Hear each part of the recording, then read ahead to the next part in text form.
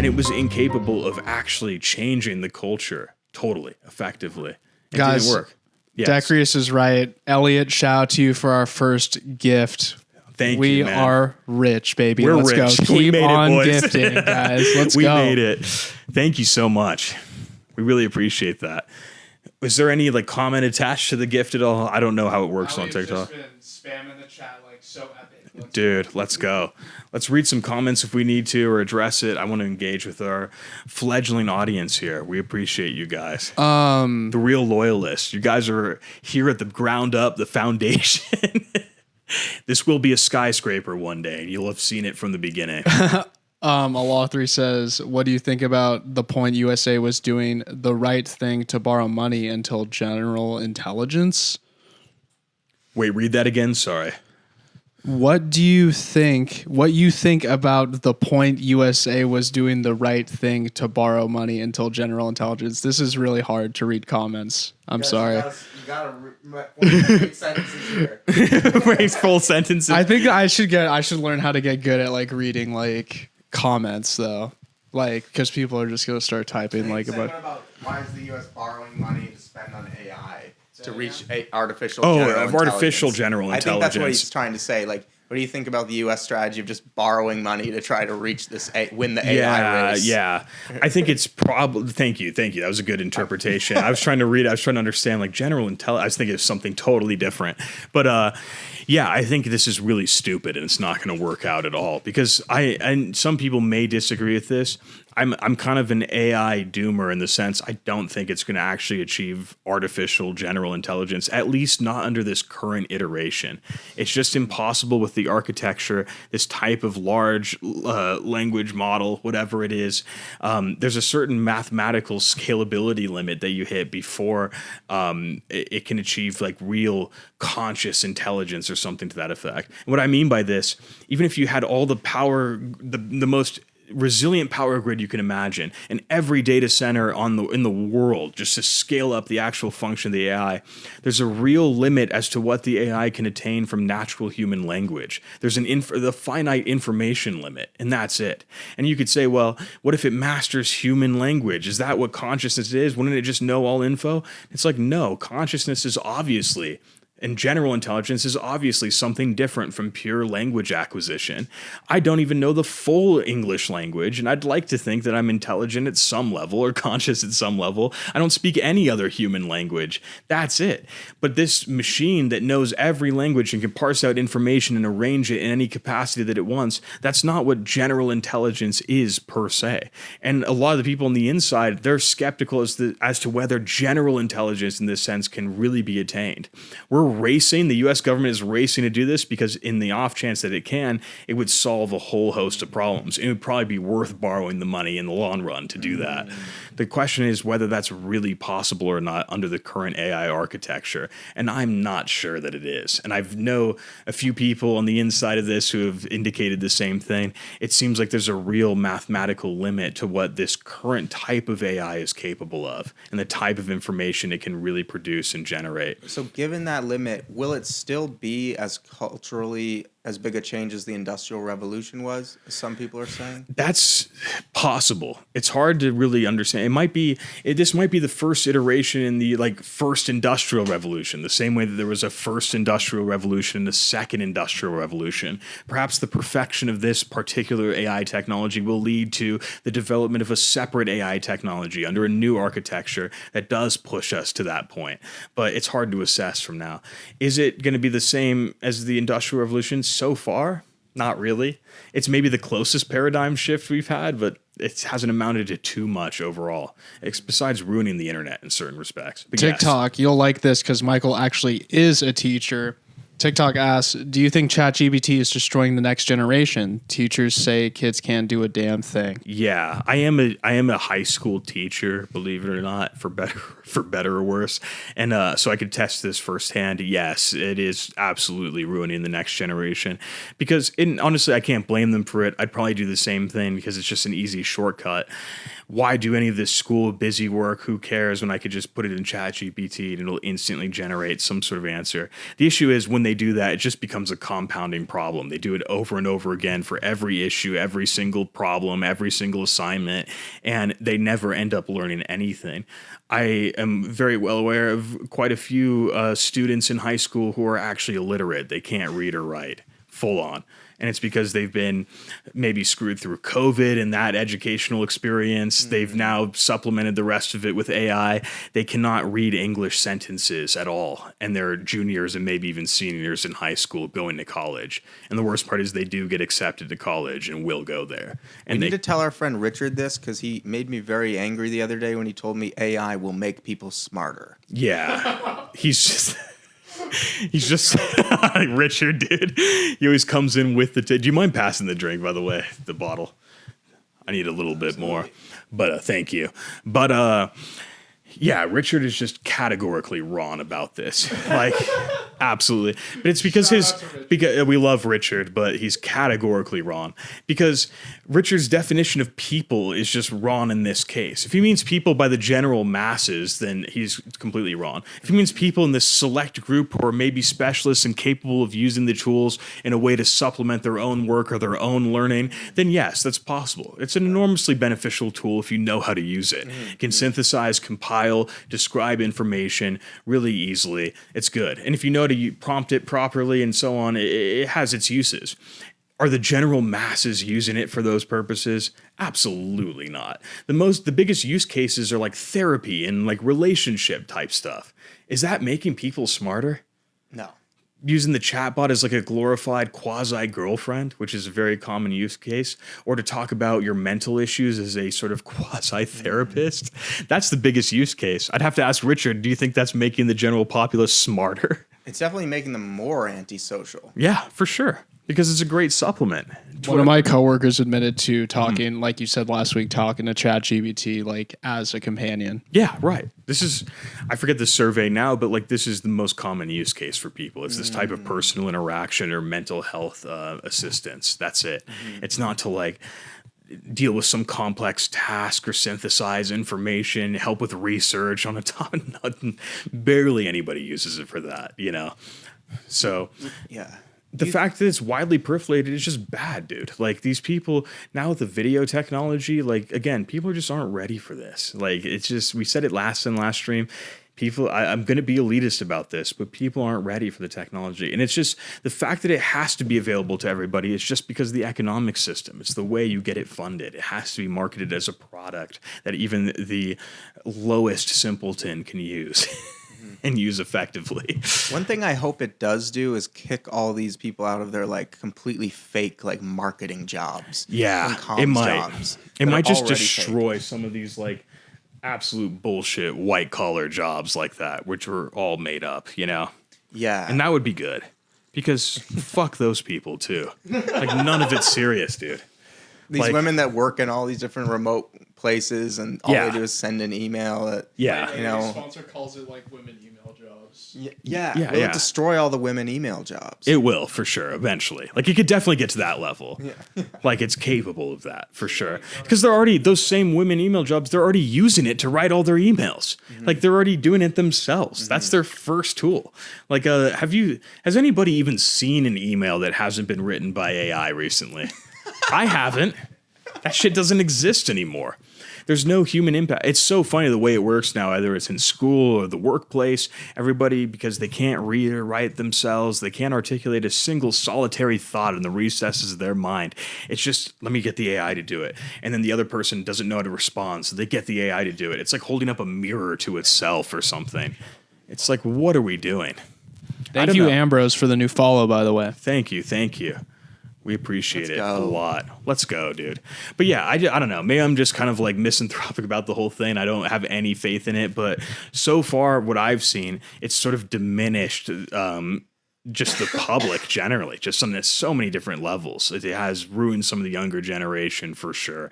It's just, it's supplementing even just real human engagement. I don't know. I have a natural instinct against anything that replaces the human, the authentic, and makes it Right. artificial and mechanistic and reduced. Me too. It's like, yeah, it's just, there's an issue there. What about, like, could the AI ever create something on par with what Shakespeare wrote?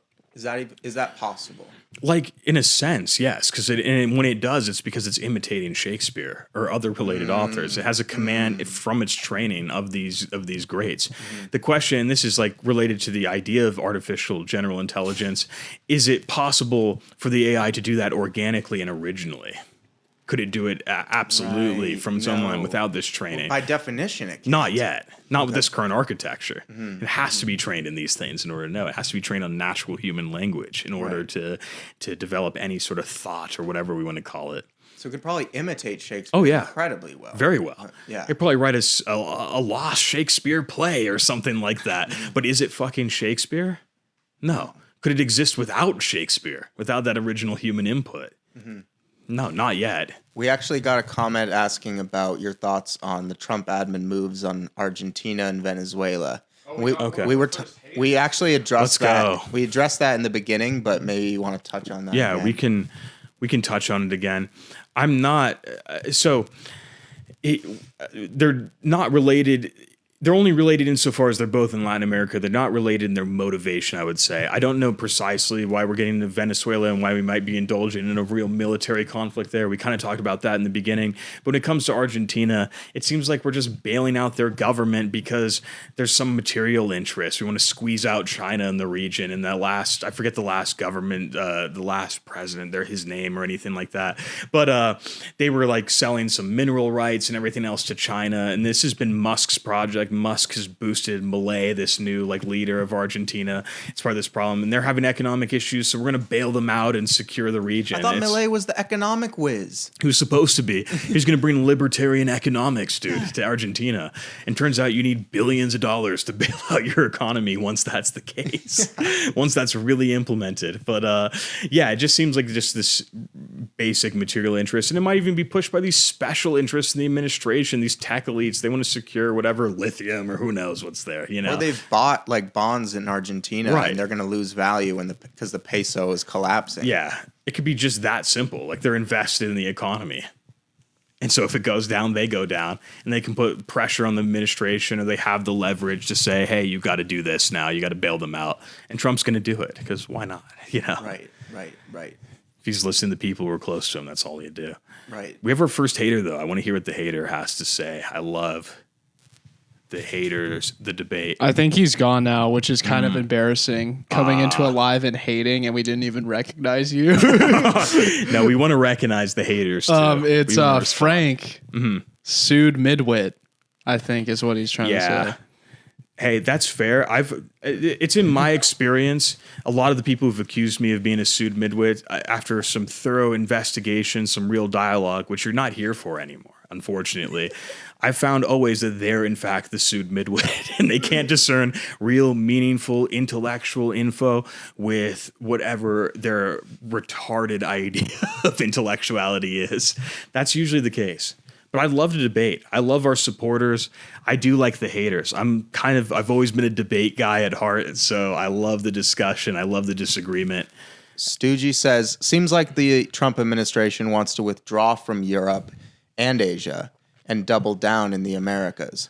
Well, not from Asia. Not from Asia. I definitely disagree with the Asia part in that sense. It seems like we're intensifying our issues with Asia and China, namely. But we definitely want to. It seems like we're doubling down in Latin America. These things are always hard to assess from the outside. It's kind of related to that issue that we're talking about with Venezuela. Whatever the government is portraying to us, whatever bullshit justification they give, it is just empty propaganda. They want us to swallow it, and they want it to be the only information that we see and are capable of sort of assimilating and articulating after that. Like, I don't know. There's so many moving parts behind the scene, and they can even be arbitrary and facile. And that's what makes it hard to even assess. If it really is just a budget issue, or if somebody who's rich has investments in a country and the return on investment is contingent on military involvement, we're never going to be able to see that in vivid detail from the outside. We have to, and that makes why talk about it in a certain way. We're going to be running circles in a labyrinth that they constructed. That's it. They've already parsed out information for us. They've already made it available. And that's the only thing we can work with. And it's already wrong. What are we doing? You know? I wish the admin was withdrawing from Europe and Asia, but they're in the process of stealing TikTok away from the Chinese and ramping up the pressure. Right. They're putting on greater financial, cultural pressure in that way. They're straw manning them in this way. So that's not moving away. It's more aggressive posturing. We're trying to seize one of their assets and sublimate it to our own rule and our own propaganda efforts, which has already happened. They did it successfully, and China just gave it up. Shout out to new follower, Sun Emoji. Thank you so much. Let's go, dude. Oh, We interesting. appreciate it. Stoogie says, well, isn't decoupling from China's economy withdrawing in a way? I don't know if we're really decoupling in some sense. Like we're throwing on tariffs and everything else. Shout out to you, Suji. Thank you for the follow. Yeah, thank you.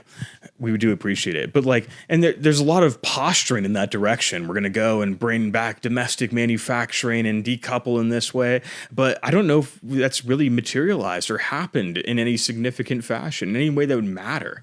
And, beyond that, if there's not real tangible results, what are we really looking at? It becomes just a posturing, a bluff, a propaganda that'll probably dissipate in the next news cycle or the next administration. It doesn't matter anymore. We're not seeing. There's a lot of talk of this reindustrialization. They're going to reindustrialize. I'd ask in the first place, what is this in service of? Why are we trying to reindustrialize? Is this the economic panacea? Is this the solution to our problems that we're looking for? If we just industrialize, we'll fix low wages and we'll fix inflation and so on. Or is this sort of prepping for a war industry of sorts, which they're saying that this will be the solution? Go back, start a war, have a World War II era, war industry, and it'll get us out of whatever economic condition we're in. Regardless, is that really an upgrade for the United States? And here's the other problem is the wage thing doesn't make sense because in China, all the new factories are automated. All the advanced manufacturing has 3 people working in a massive factory who just walk in and fix the machines when they break. Yeah, and that's it. And that'll be the future for us if we were to reindustrialize. So it's not going to kick back down to the American worker. You're not going to have people getting a middle-class lifestyle out of a meatpacking factory. Or working in a meatpacking factory. Yeah. That happened in the 50s and 60s. It's kind of gone. It's not going to be the future even if we did reindustrialize. So I don't know if it's even possible for us at this stage to really decouple from China's economy. I think we're trying, if anything, and this would be very generous to the thinkers in the administration in that way. But are they trying to pressure China into almost kowtowing to our economic power, to sort of letting us keep this top dog stage? We're threatening you with tariffs. We're trying to throw our weight around while we have it in order to reduce their position and kind of sublimate them to us in whatever way we can. Is that what it's about? We say, oh, we think you're just an exporter, so we'll hit you with tariffs, and that's it. And you'll come and negotiate with us on better terms or whatever it might be. I don't know. That might be the strategy. Elliot, thank you so much for the Dolphins. Shout out to everyone commenting. Thanks right now. We appreciate it. Thank you to Stoogie for that follow as well. We got a new Choppa. I think maybe if you haven't followed us, make sure to follow us right now. He said long face ? I don't know what that means, but what was it? How did you hear it? Long face. Long face. I think he might be talking to someone else in chat. Let me know. Or I've got the long face. We got someone else saying nut. That's the username. The boomers say if you don't have a market in China, then you already lost. What does that mean? And then All3 says we can rug pull boomers. We can't. We might have to rug pull boomers a little bit.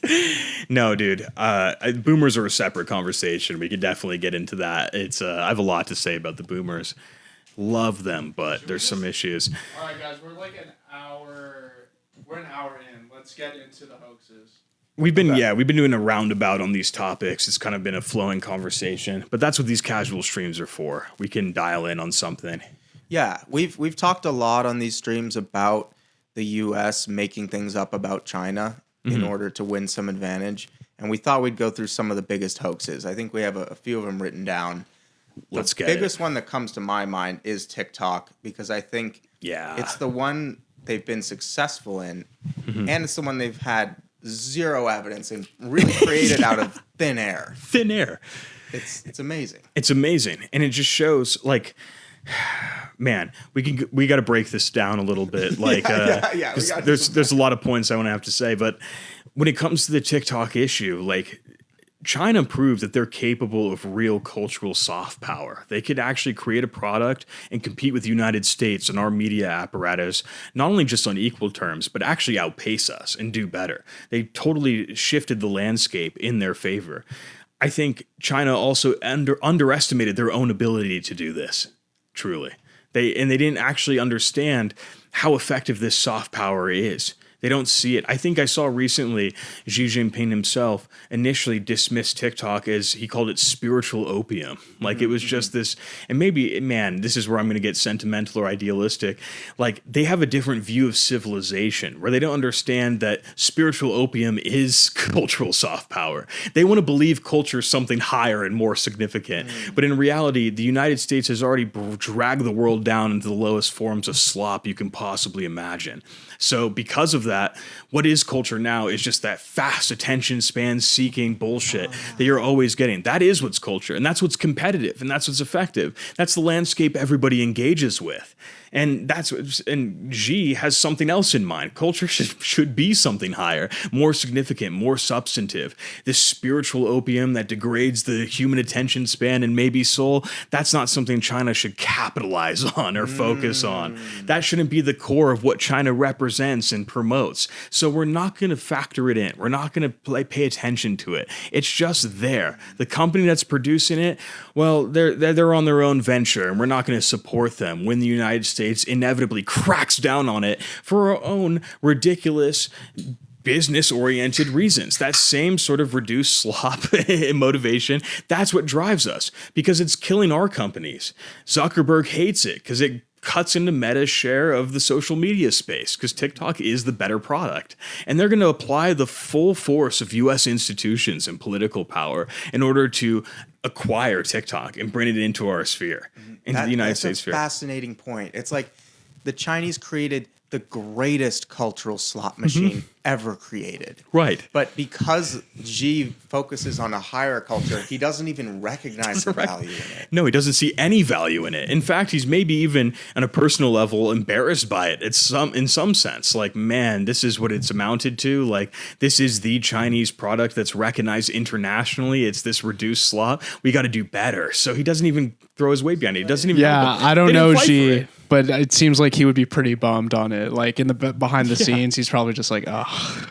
I mean, think about even just the association with opium in Chinese culture, what that represents, how much it devastated them historically in their century of humiliation. To call it a spiritual opium is a real indictment of what it actually is and what it represents. Like, that's it. It's a real, you're saying, man, this isn't even just regular grade opium. It's an opium that hits the spirit, it hits the soul and tears you down. Like, this is a little embarrassing.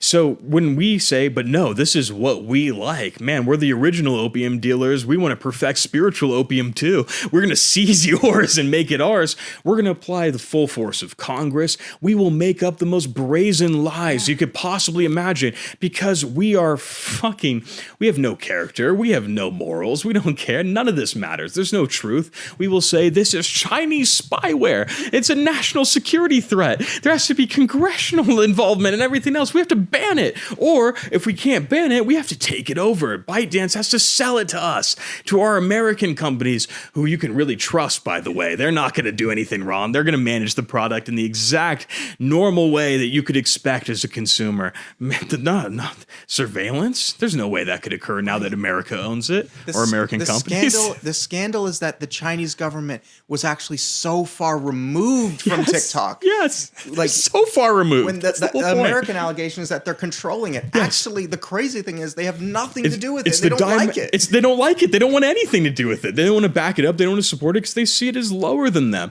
But this is the point. That's what I'm saying, that the propaganda is so brazen and false. It's diametrically opposed to the reality. And we know that it is. Do you think these people know that it's not? Do we believe that they think it's a real national security threat? Do we think Mark Zuckerberg thought that? Absolutely. Do we think that Congress really believed that? Or is there a vested interest in acquiring a real cultural tool and bringing it firmly within our domain to use for our purposes? And our purposes, are they noble and just and good? Are we confident in saying that? I'm not. Fuck no. There's something really twisted and nefarious there, but we're willing to lie and we're willing to just invert reality if we have to. That's the other part. When if Xi, to take my sort of supposition seriously, if he believes in a different conception of culture, something higher, something more noble, he's still operating on a lost paradigm. A paradigm that maybe have existed in the West, but has been long forgotten. We're in a post-truth world. All of it is narrative construction. All of it is just pure coherence within the internalized system. Does it have to correspond to reality? No. Mm-hmm. Who cares if it corresponds to reality or not? We have institutional power. We can project any narrative, any message. And as long as we can get people to believe it, as long as we project it forcefully enough, that's what's essential. That's what counts. If we're going to go head to head in some diplomatic riposte, if a state is operating on the supposition that the other power cares about truth or what is good or what is noble, they're already having a different discussion. There can never be a real dialogue or a real parity of terms. It's impossible. We have some good comments. Oracle was already managing it in the U.S. beforehand too. Yeah, well, they gave all the data to Oracle so that they couldn't then accuse TikTok US of giving it back to China. Yeah. So that was a concern that was mitigated. Mm-hmm. And then Decria says, WTF is China going to do with my data anyway? Yeah, exactly. Dude, yes. They're going to see that I liked a video of a guy building a house made out of chocolate. Yeah, right. Yeah. And that's a national security threat. Yeah. No, it's a national security threat. They saw all the random videos I'm liking, like, wow, here's this cute cat video liked, What are they going to do? Elliot with another cake. And then this guy's username is TikTok. He says, Oracle buying TikTok, making Barry Weiss head of the free press. They want to buy Warner Brothers now. Yeah. Is this a bad monopoly? Ellison family taking over media. Yeah, I don't see how that could go wrong, dude. It sounds good to me. But no, we're going to bring it in our own media hegemony. That's it. This is better than China having it. Really? Really, dude. Michael's a little early in his bottle of whiskey to start talking about the Ellison family takeover. Just wait 20 minutes. We have to get at least we'll halfway get cooking. down. Yeah. Yeah, we'll get cooking. Dude, no, it's true. But I love that comment from Decrius. What is China even going to do with my data? Who cares? And you said it best, dude. I liked a random video of them building a chocolate house or some shit. They could have it. It's all, if it is spiritual opium, which it is, honestly, then who cares what they see? It's just all nonsense anyways. Wow. Oh, they're going to have a profile of every American citizen. Dude, we have that already. Oh, what you like? These random fucking slop videos? What is that going to tell them?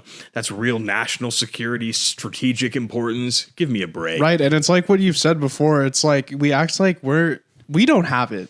Yeah. It's not like we're not doing the same shit. No, we do the same shit. Except ours is worse. I would actually trust the government of China more than I would some of these random fucking billionaires who could buy up the whole media space. I don't know who they are. It's part of the free market. They're unaccountable in some sense. They're not part of the official state apparatus. They're not connected to that legitimacy in some sense. And we know that they are in a real way, behind the scenes. But regardless, they're presenting face to the public as some other entity that you can't really account for or factor in. What do you even do with that? Do I trust this random private individual with his media conglomerate to own my information? Who the fuck are you? I'd rather trust the Chinese government, dude. And especially when it was done in concert with the American national security state, right, based on lies. Anything based on complete lies. It's all lies. That's just not going to end well. It's not. Because, there's all these shifting mechanisms behind the scene. There's all this bullshit. So you're not getting the real story. It's all lies. Right. You have to ask, why are they lying? Yeah. It's so funny. This is a random thought. It's kind of disconnect from the TikTok thing, but it's the United States, we're not even comfortable with our own power yet. We don't even understand how it works. We think it's still the Cold War and the McCarthy era where you have to lie and create this idea about global communism really spreading. It's a threat. It's domestic, which it probably was. That probably was true in some sense. But regardless, there was always this idea that the United States had to create a moral narrative justification for any sort of action it took. We're well past that point. And now they kind of know it. They're kind of implementing it because their narrative construction instruction is sloppy now. They don't even try to make it believable. They give you the most basic account, which is easily, if you just go through a 2-step logical process, you're like, wait, this is bullshit. None of this makes sense. And yet they'll still throw it out there. But they still feel like they have to do that. Like they still feel like they have to lie that China is using TikTok as spyware that they're installing on your phone, and blah, blah, blah. It's like, really, they don't have to do that. The American attention span is so low. The American public is so dumb and disengaged that if you just did it behind the scenes, you just took it and it wasn't reported on the media, nobody would even know anything. Bro, they don't even know what happened. To that point, like my coach is literally like, I mentioned to you guys, like, oh yeah, you're like working for these Chinese people now, like, oh, they're spying on you. And it's literally probably what you're saying. You probably just clicked on one video, saw that. All right, I got my information. That's it. Now I'm going to proceed to tell people that's what's happening. Right. And maybe that's why they still do it, because they can rely on the fact that like the average American is so ignorant and they can get the cattle to moo about China. The cattle will moo about China, dude. They'll respond lockstep into every order that comes through the propaganda apparatus. That's it. They won't even think twice about it. That's what's disturbing to me is watching them get the cattle mooing. It's on Fox News and everyone's suddenly saying TikTok is spyware and they could use it to run a propaganda op against And us. everybody believes it wholeheartedly. They've assimilated this as a natural fact of the world that you can't contradict. If you go in there and say, you dialogue with these people and say, well, what is the evidence that it's really Chinese spyware? How's this operating? They have no retort. They just say, oh no, because it's been reported. This is what it is. And they'll give some rhetorical answer like, you don't think the Chinese government wouldn't spy on us? It's like, yeah, dude, I don't think they would. I don't care if they would either. Like, this is none of it. None of it matters. But they'll swallow it up. And they're swallowing the propaganda line, hook, line, and sinker. They don't care. And that's the worst part. One of our commenters, Keva Kent, says American companies can't compete with China. No. That's the whole reason. Yeah. That's the whole reason. Yeah, we can't. We can't compete with them. So we have to take them over. If we can exercise that pressure. We see that with the Chinese vehicles. Yeah. So no Chinese vehicles are in the United States. They haven't been in the United States. But the Biden administration preemptively put a 100% tariff on them and banned like the smart vehicle technology from China. Because theirs is better. Like straight up. Yeah. And it would probably put And Tesla, the Ford CEO said it's better. Yeah, it's better. The Ford CEO says it. And it's probably going to put Tesla or Ford and all the domestic like American manufacturers out of business too, because it is better. We can't compete with them on an even playing field. So you exercise the state power and just cut them out of the market. That's it. It's the only way to go forward. I get it, but it's like instead of why don't we just make our own companies better? Yeah. Let's compete. Yeah. Let's make our companies better. Maybe if we brought them in, we would learn from them. We could probably leverage our capital right now and get some of their specialists to come to the United States, just pay them and inform our own manufacturing process or some of these companies. I bet we could outbid what even the Chinese can offer right now. I was going to ask that. I was going to ask that. Like, maybe this is more of a question for James, but like, just to play devil's advocate, like, do you think like with the competition in China, it's all just like kind of like price gouging, like who can be like the hoiest with like, for example, like the cars? Because like they're selling what, like Tesla grade cars for like $5,000. How do you think we would compete with that?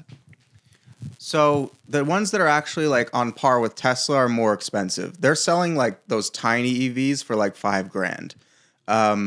But the ones that are like really souped up, that are like Teslas, are probably still going to be like 20 to 30 grand. Yeah, they'll be in the price range of what we see. They'll be in the price range. They'll be a little bit cheaper. The U.S. doesn't want to compete with that. And that's a problem because the U.S. industries are stagnating. The car companies here are not doing well. They suck. They had to be bailed out that long ago. They went bankrupt. They had to be bailed out, and their prices keep going up, and the quality is going down. Right. So it's like we need some kind of a change, or else we're just going to be stuck in this stagnant market that we have. Right. And I think the change would best come from leveraging what China has and using the capital that we still maintain in our sort of dominant economic position to bring them over and inform our own industry and probably integrate them at some level. It might have be devastating for some domestic car manufacturers in the United States. Like Ford might not be able to compete. GM might not be able to compete. That economic toll is worth paying. It's worth paying because we did it with the Japanese cars, and it actually ended up making the U.S. makers produce better cars. Right. This was the whole thing that happened in Japan, and Reagan said, all right, you want access to the U.S. market, you have to build them in the U.S. Yeah. And that's why the Toyota is the most American-made car in the world. Yeah. The Ford Mustang is not American-made. The Toyota is that we buy here.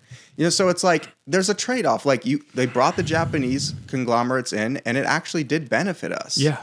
And why couldn't you do the same thing with the Chinese conglomerates is the question. Right. And wouldn't that be better than engaging in some facile trade war that is like probably not going to benefit us, in any way whatsoever in the long run? I get it if our cars are kick-ass and we're on the top and like it makes sense, but these are the best cars in the world that are coming out of China. Ours suck. Yeah. I drive a Ford, dude. That shit sucks. The amount of times I have to repair that thing, it's fucking bullshit. Yeah.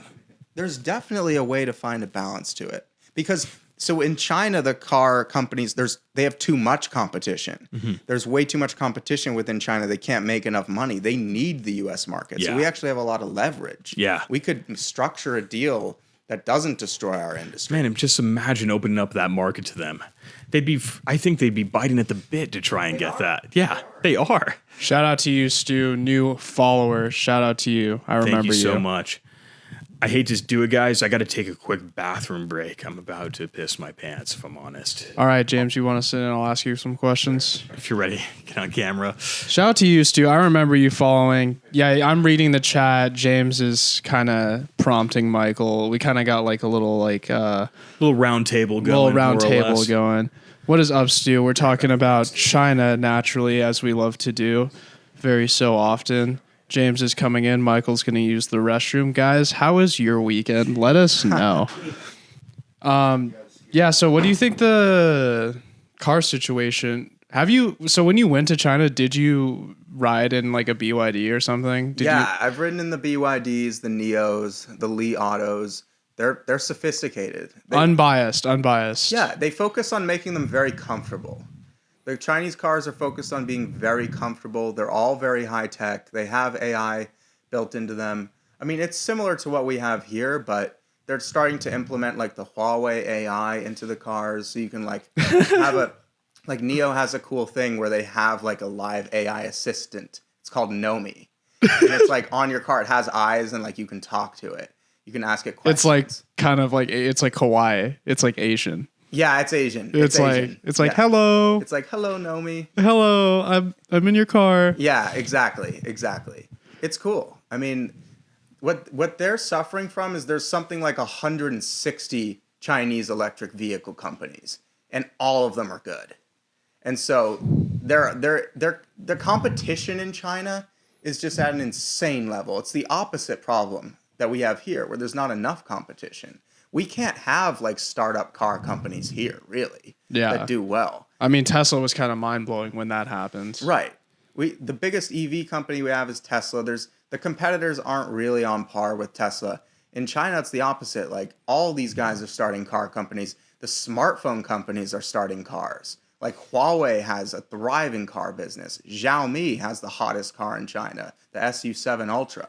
Xiaomi is a smartphone company. Yeah, I know. They're competing. Like, I'm seeing a lot of, like, just because the iPhones are coming out right now and the 17, and they made the Xiaomi, like, 17. Yeah. And it's pretty much just, like, the same thing. Yeah, exactly. But it does look cooler. I want it. It looks really cool. It looks like a Porsche. They got criticized for ripping off Porsche.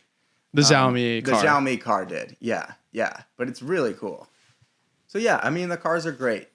They're EVs. So if you like EVs... China has totally shifted to EVs. It's probably at least 50% of the cars in China are EVs. They went hard on the EV adoption because their government told them to go hard on the EV adoption. The U.S. has resisted EV adoption, whether that's a good or a bad thing. So Stu's saying, on the topic of cars, talk about the Dutch government actions with Nexperia. Legal or illegal seizure? ? I have no idea what that is, James. You know what that is? Yeah. So the Dutch government recently seized a company in the Netherlands that creates chips. I think they design chips. They have something to do with designing semiconductors, and it's majority owned by a Chinese company. Okay. So is that the reason they seized it? Yeah. So they seized it because they said it's a national security threat, and they were pressured by the U.S. to do so. Okay. This happened a few weeks ago, maybe like 2 weeks ago, and it's still Dutch operated and Dutch run, but the parent company is a Chinese company. Okay. And so the U.S. pressured them and said it's a problem that China owns this, and they just extrajudicially seized the company out of nowhere. Yeah. Yeah. It shows that like when Washington sends an email, Europe answers. They're just going to do whatever. They got the email. They got the email, dude. We said you need to go against your entire legal process right now and seize this company just because we're telling you to. And they will do it. But, dude, sorry, it's a digression from what you're just talking about with the car companies themselves, but why do we take European countries seriously? These are empty vassal states of the United States. We control them. We send the directive. They listen. To pretend that they're independent, sovereign countries is fucking ridiculous. They will listen to us. Oh, democracy, the will of the people, the European Union, blah, blah, blah. When Washington sends the email, they're going to follow it to the letter every single time. That's exactly what Yanis Varoufakis said. Yeah. He was the Greek finance minister, and he's like, let me explain to you how this works. Europe is not sovereign. They get an email from Washington to say do it, and they do it. That's it. Right. That's it. That's it. That's all it takes. Yeah. See, I know nothing about the car company seizure itself, but it just shows to me, it's illustrative of the point. It's only on behalf of our weird Cold War that we have going on with China. Like, we just send the directive, this car company that I imagine is successful at some level in your country. Chip. Oh, it's chip. I thought it was cars. My bad. That's what happens when you come in midway through the convo. But chip company, like whatever it is, any tech company, it's like, okay, it's owned by the Chinese. This is against our interests in this neo-Cold War we're waging. So seize it. We don't care what it takes. We don't care if it goes against your own legal system. You're taking that shit tomorrow and you're bringing it under your control. And dude, that's what it is. These people are vassals to us. They're almost like Persian satrapies, from the pre-Islamic day. We give them some autonomy. They're independent in some sense, but when the call comes, they answer. We're going to leverage them and milk them for all they're worth in service of our interests. And what are we even getting out of that? I want to see a Europe revitalized. Yeah. Right. I would too. It'd be cool. But Europe, it ties into what we were talking about earlier with these deeper spiritual or cultural issues. What is there left to be revitalized in Europe? It's an emptied out, hollow, lost civilization. We've seen Europe represents a unique condition in modern times. Before empires fell and people just died, and it takes centuries to rebuild, and the reconstitution of that civilization is like a phoenix rising from the ashes. It represented something new and integral. Maybe it borrowed the imagery or the aesthetic or some of the ideals and principles of the civilization that came before, but regardless, it represented something new and thorough. We literally just paid for Europe not to collapse after World War II. We just bought them out. We subsidized their collapse.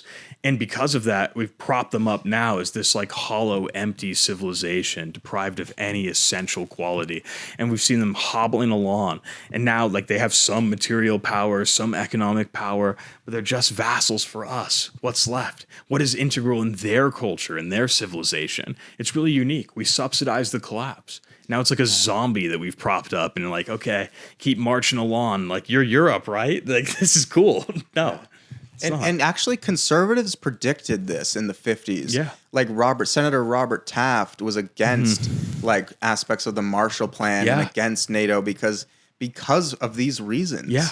And I understand at least the argument for countering the Soviet Union, but maybe these conservatives, these old school paleocons were right. They kind of saw this coming a mile away. Yeah. I mean, 50 years away. Right, which is impressive given our time scale now.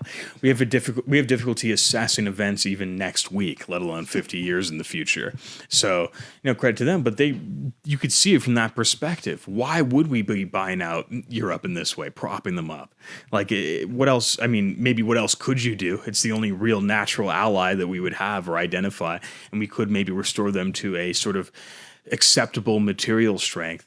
But I think what's proven through it is material strength isn't enough. It's caused this weird dependency. Yeah. Just like welfare in the United States. 100%.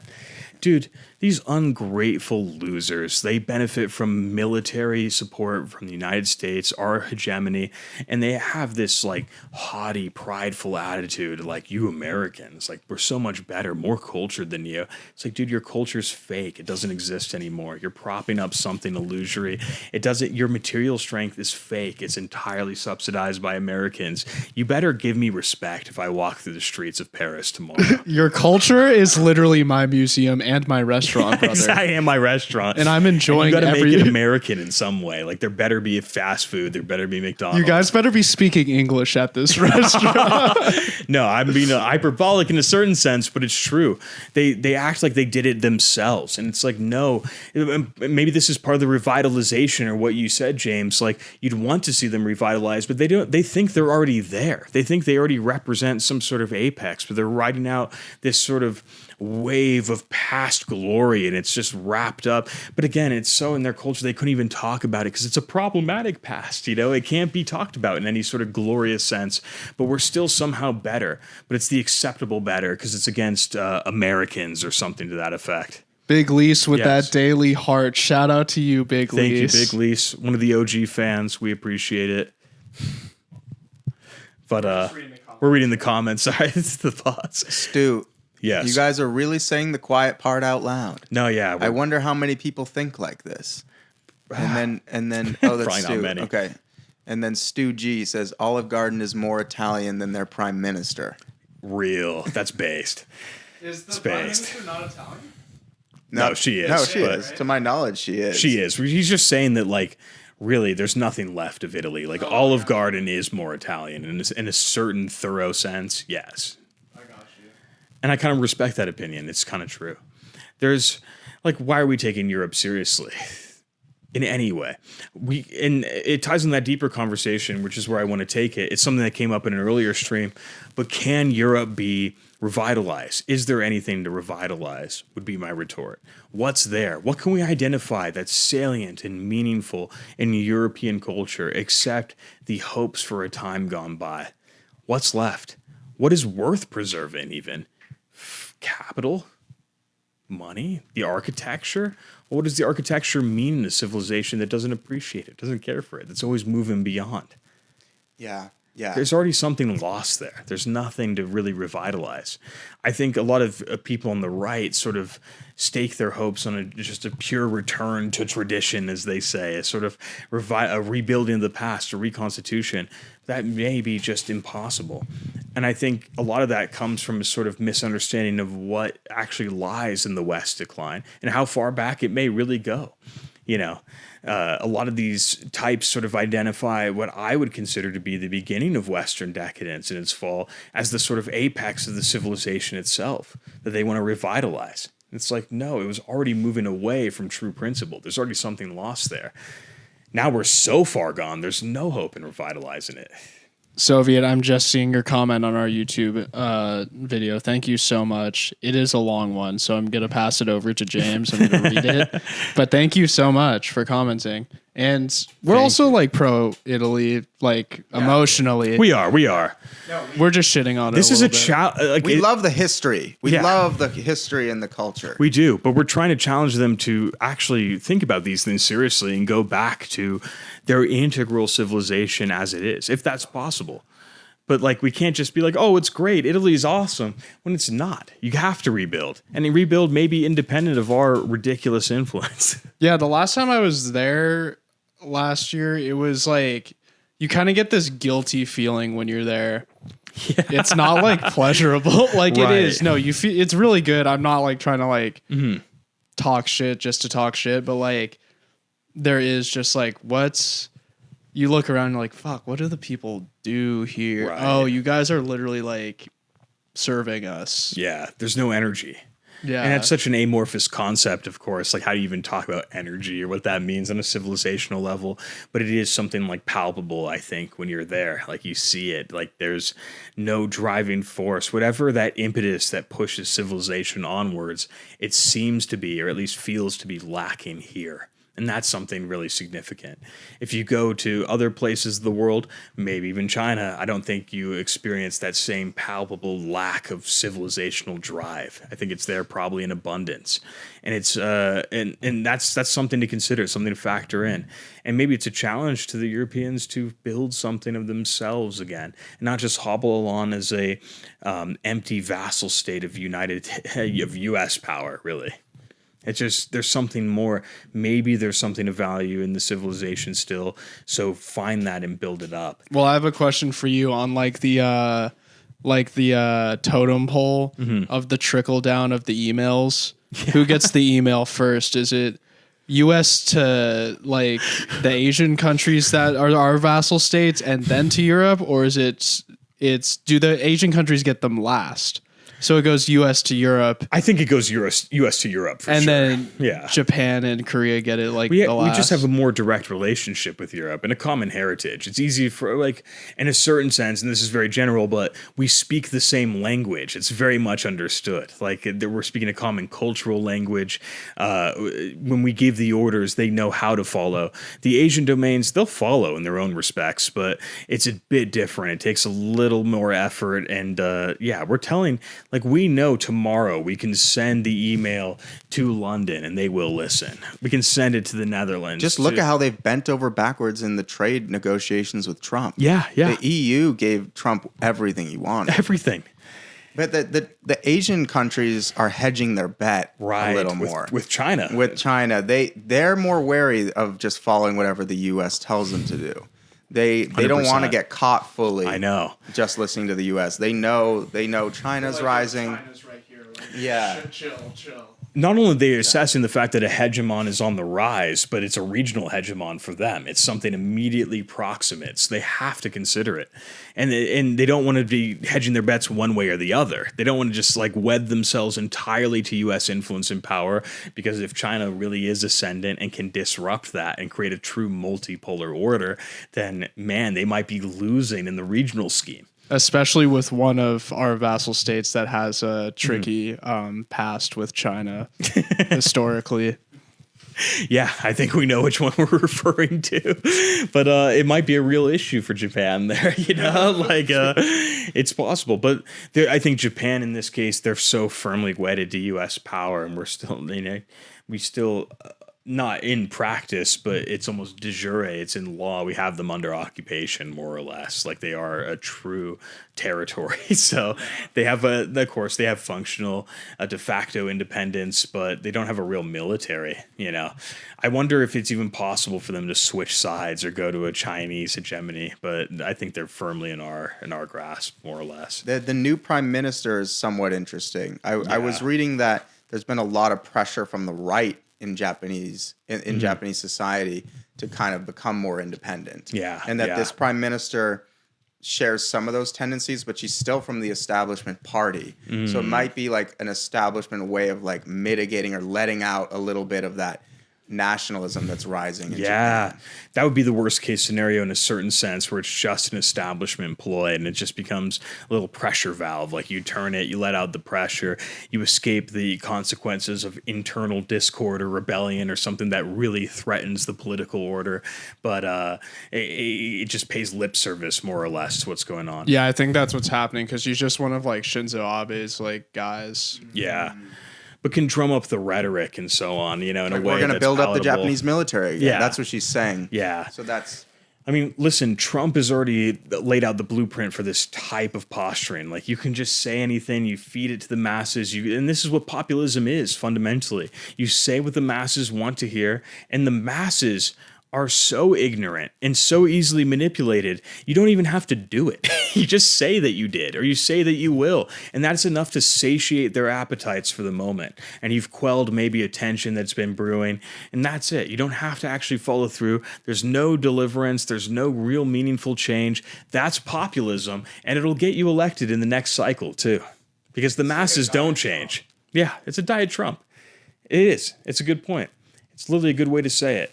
This is all just, and this is the worst part about the age of populism. It's the reduction of politics, the reduction of power to the lowest element that is capable of being manipulated, that is being capable of being swayed just at the drop of the hat with any powerful message, with any convincing rhetoric, and the most reduced, stupid rhetoric that you've ever heard. But if it plays on the emotions, it plays on the sentiments, it plays on the preconceived ideas, they will swallow it up and be enthusiastic about it and implement it, be fervent, frothing at the bit to have it be done. But again, all you have to do is say that it's done. You have to act like it's happened, and they're not critical enough to discern that presentation from the actual practical reality. All of a sudden, nothing's changed and nothing's happened, but you can talk about it like it has, and they feel like it's good. Or you say, oh, well, we tried, but something stopped us, and man, the system's really strong, isn't it? We'll have to try again next time if you vote for me. And that's it. It's this empty rhetoric directed at the lowest common denominator. And this is where representative politics always goes to. It has to appeal to these masses because it becomes a pure game of quantity. How do you get the most votes? It's literally just like some damage control customer service shit. Yeah. It's like we tried. Yeah, we tried. And meanwhile, they're just like fucking off in the back. Yeah. You know? We got to read Stoogie's comment in a second. Sorry, Michael, to cut you off. No, you're good. Please cut me off. Yeah, this is what happened in Italy, at least from my understanding, with Giorgia Meloni, where like the more right-wing guy, Salvini, got crushed by her. And this is what's happening across Europe, like crushing some of these actual nationalist movements. Yes. You have Meloni who like has the rhetoric down, but is really just like, fully, firmly, in favor of the European establishment. Right. But she can shovel the slop to the masses. We keep using the word slop, but it is such an appropriate term for what mass politics has become. It is a trough. We're all pigs at the feed. And like, dude, it's effective. This is how power is structured. Soviet? Okay. So, Soviet Trap House commented a really long comment on your YouTube video. Okay. He takes a more optimistic view of U.S.-China relations long-term. Okay. Basically says that the U.S. and Chinese people are going to see through the propaganda over the next 20 years and become less susceptible to it. And that he sees that the two nations, as they represent the world's largest economies, the most powerful militaries, their cooperation could be incredible for helping the world. But that assumes that the power itself is already going to be downstream from the popular support. So, like, if the people of China and the United States are totally on friendly terms and get along, it assumes that they're influencing the politics in a real sense. The whole point we're making about populist propaganda in the other way is that the regime operates against the people, that's already manipulating them. And if it's no longer capable of manipulating them and getting them to sort of palatably accept the status quo, it will use its actual force to project and actually implement that status quo. The people aren't directing the politics, which is the whole crux and the whole axiom of everything that we just said in the last conversation. He's assuming that already because the Chinese and U.S. people really like each other, the politics have been totally reshaped in accordance to that. That is impossible. That is not how power works. That's not how the system works. If there's any real sign of that, the powers that be, which are already fully entrenched and institutionalized, would prevent that from happening. They would drop the illusion of populism and be very comfortable in implementing direct power. But don't you think it could impact politics somewhat, at least? Like, let's imagine like the boomers are dead, and it's Zoomers who don't care about like the anti-China stuff. Or you think a new thing will come and they'll be susceptible to whatever the new thing is? Exactly. They could be just as susceptible because there's no quality in the masses, whether Gen Z or boomer, that has really changed. There's nothing that makes them immunized against that type of propaganda. But even outside of that, let's say that they were fully aware of what was going on and not amenable to that propaganda. It seems like they are becoming more a little more in a certain way, but they're susceptible to a whole host of other propagandas. It's all reduced. It's not, there's more to say. We can go there in a second, but there isn't an improvement in that direction. They're just moving away from certain vectors of the propaganda and not propaganda itself, which is the issue. But regardless, let's say they're fully cognizant of what's going on. They know how the power is operating, what it's trying to do, how it's trying to manipulate them. I think the powers that be, however they're institutionalized, will simply drop the pretense of pretending that the people matter. They will just simply implement the power that they already maintain in order to reinforce itself. They'll stop acting like democracy matters, the people's vote. They'll just drop the pretense. They're not going to just give up because the people said so. These things go beyond democracy. Power operates in such a way, even when it was initially democratically voted for 50, maybe 100 years ago, it becomes something else. It becomes its own entity. Do we think that the establishment, and everybody talks about the establishment on both sides, left and right, do we think the establishment still bends totally to the whims of the people? Do we think that it is totally a malleable object in the masses' hands? Are we really comfortable with admitting that? Or is the establishment, once it's in power and it realizes power qualitatively for itself, real power, does you think that power comes from the people? Or when it's bestowed on the establishment, does the establishment maintain it independently and absolutely against the people in a way?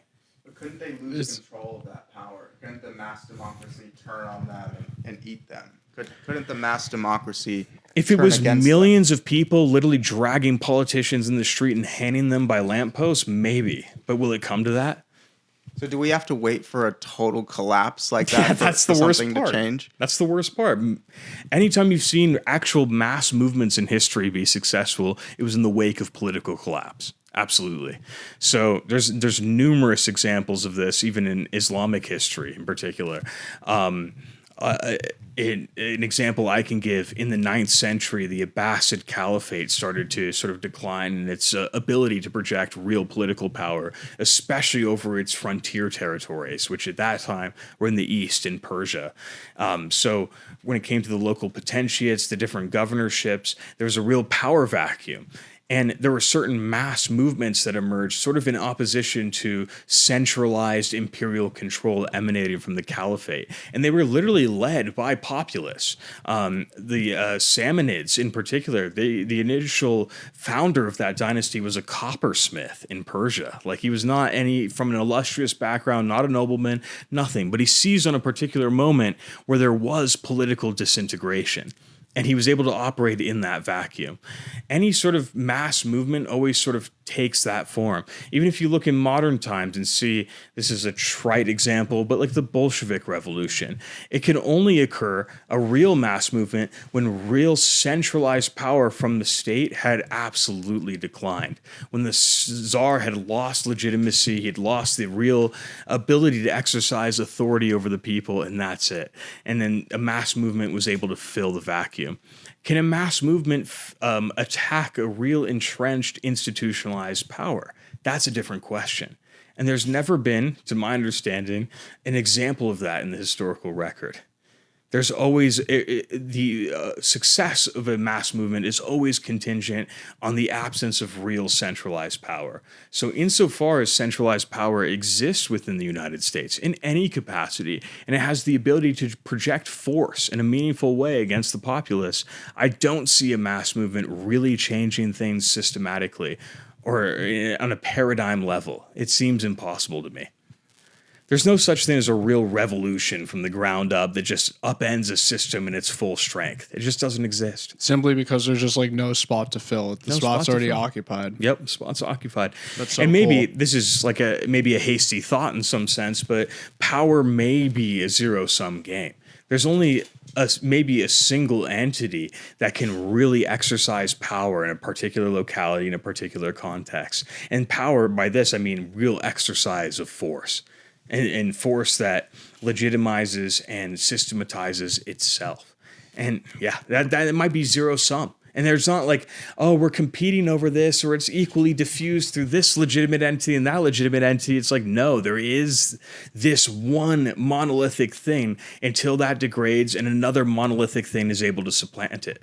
But in the modern world, couldn't like that delegitimization take a different form than it has in history, where it's not like a central government collapse, but a delegitimization in the eyes of the public, maybe for some other reason? I think a delegitimization could occur in a different form. I think the conditions in modernity will necessarily be different. Whether that will erode the sort of structure of power I just described, I'm not as confident about. I think regardless, whether it's with a bronze sword or a tomahawk missile, power is the same. The instrument may differ, but there's something about power that is integral, established, universal. At the end of the day, it's the exercise of force. It's the ability to take life. And that no matter what form that takes, that's the element that it'll be reduced to. So it may be multifarious and complicated, but eventually the power structure, which may just be power itself, is the same. And in modernity, it'll play out the same. Let's talk about what some scenarios might look like, because talking about the Bronze Age collapse got me thinking what a modern economic collapse could look like today. Yeah. A lot of people have warned about the dollar's impending collapse, Sure, which could cause like a civilizational meltdown. What do we think about the likelihood of a dollar collapse and what that would cause, and our financial system kind of melting down based on U.S. debt becoming unsustainable or something like that? Yeah. I mean, these are all like projections in a certain way, and it might tie into what we were just saying about how complicated modernity might be.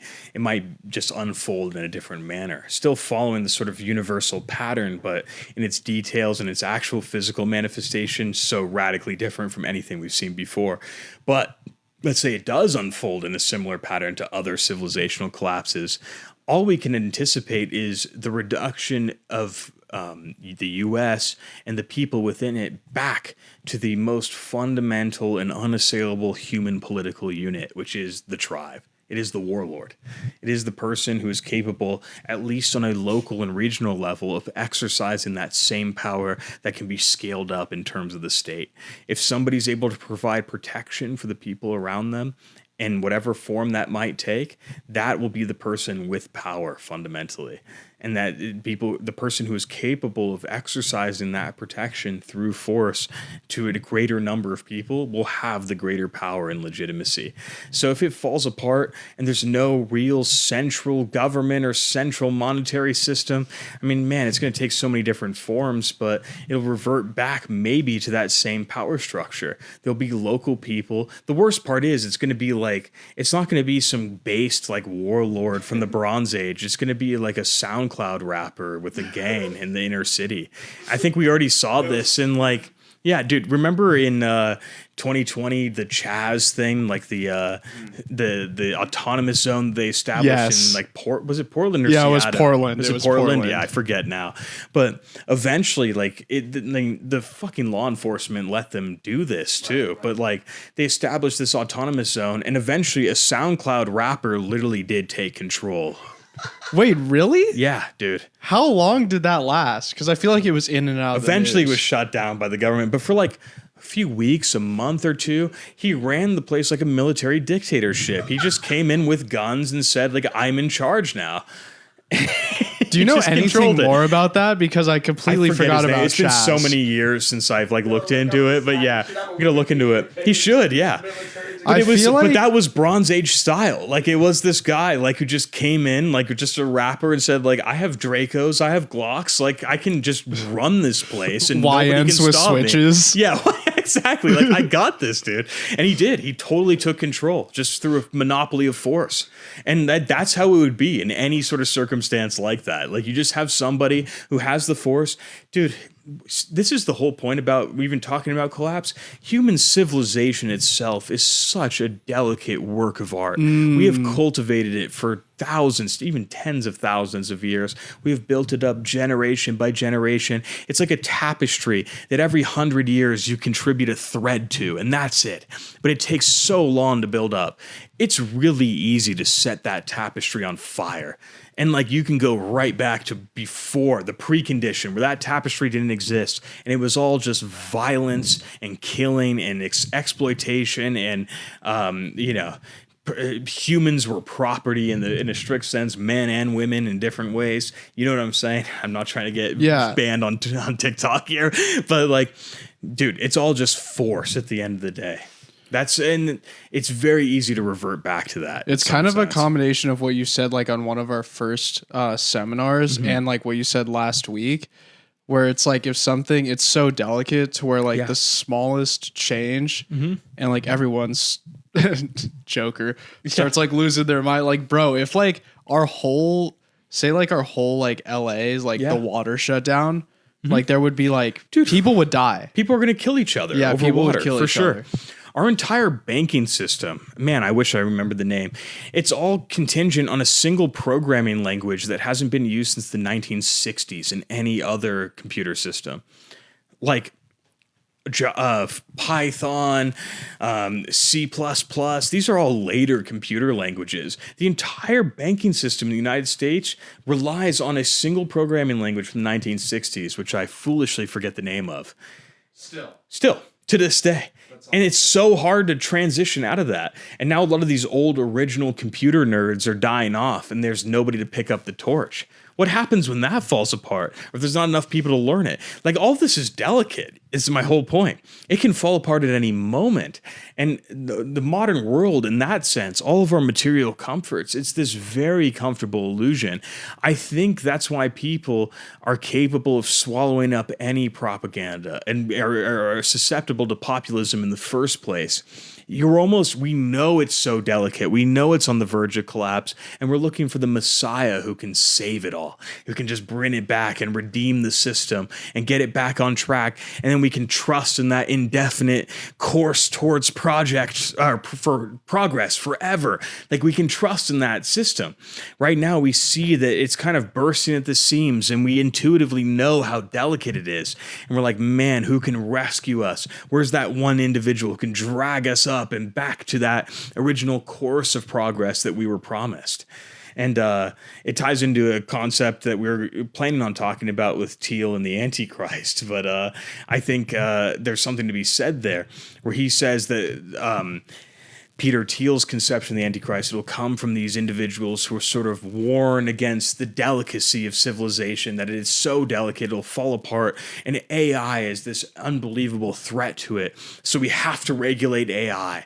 We have to regulate all of these emerging innovative technologies because they'll be so threatening to our delicate society. And he says that, like, the Antichrist in this way will be a sort of guardian of that tendency. They're trying to protect that. They're trying to institute the conditions where they could implement a sort of totalitarian takeover in order to safeguard the delicate civilization and so on.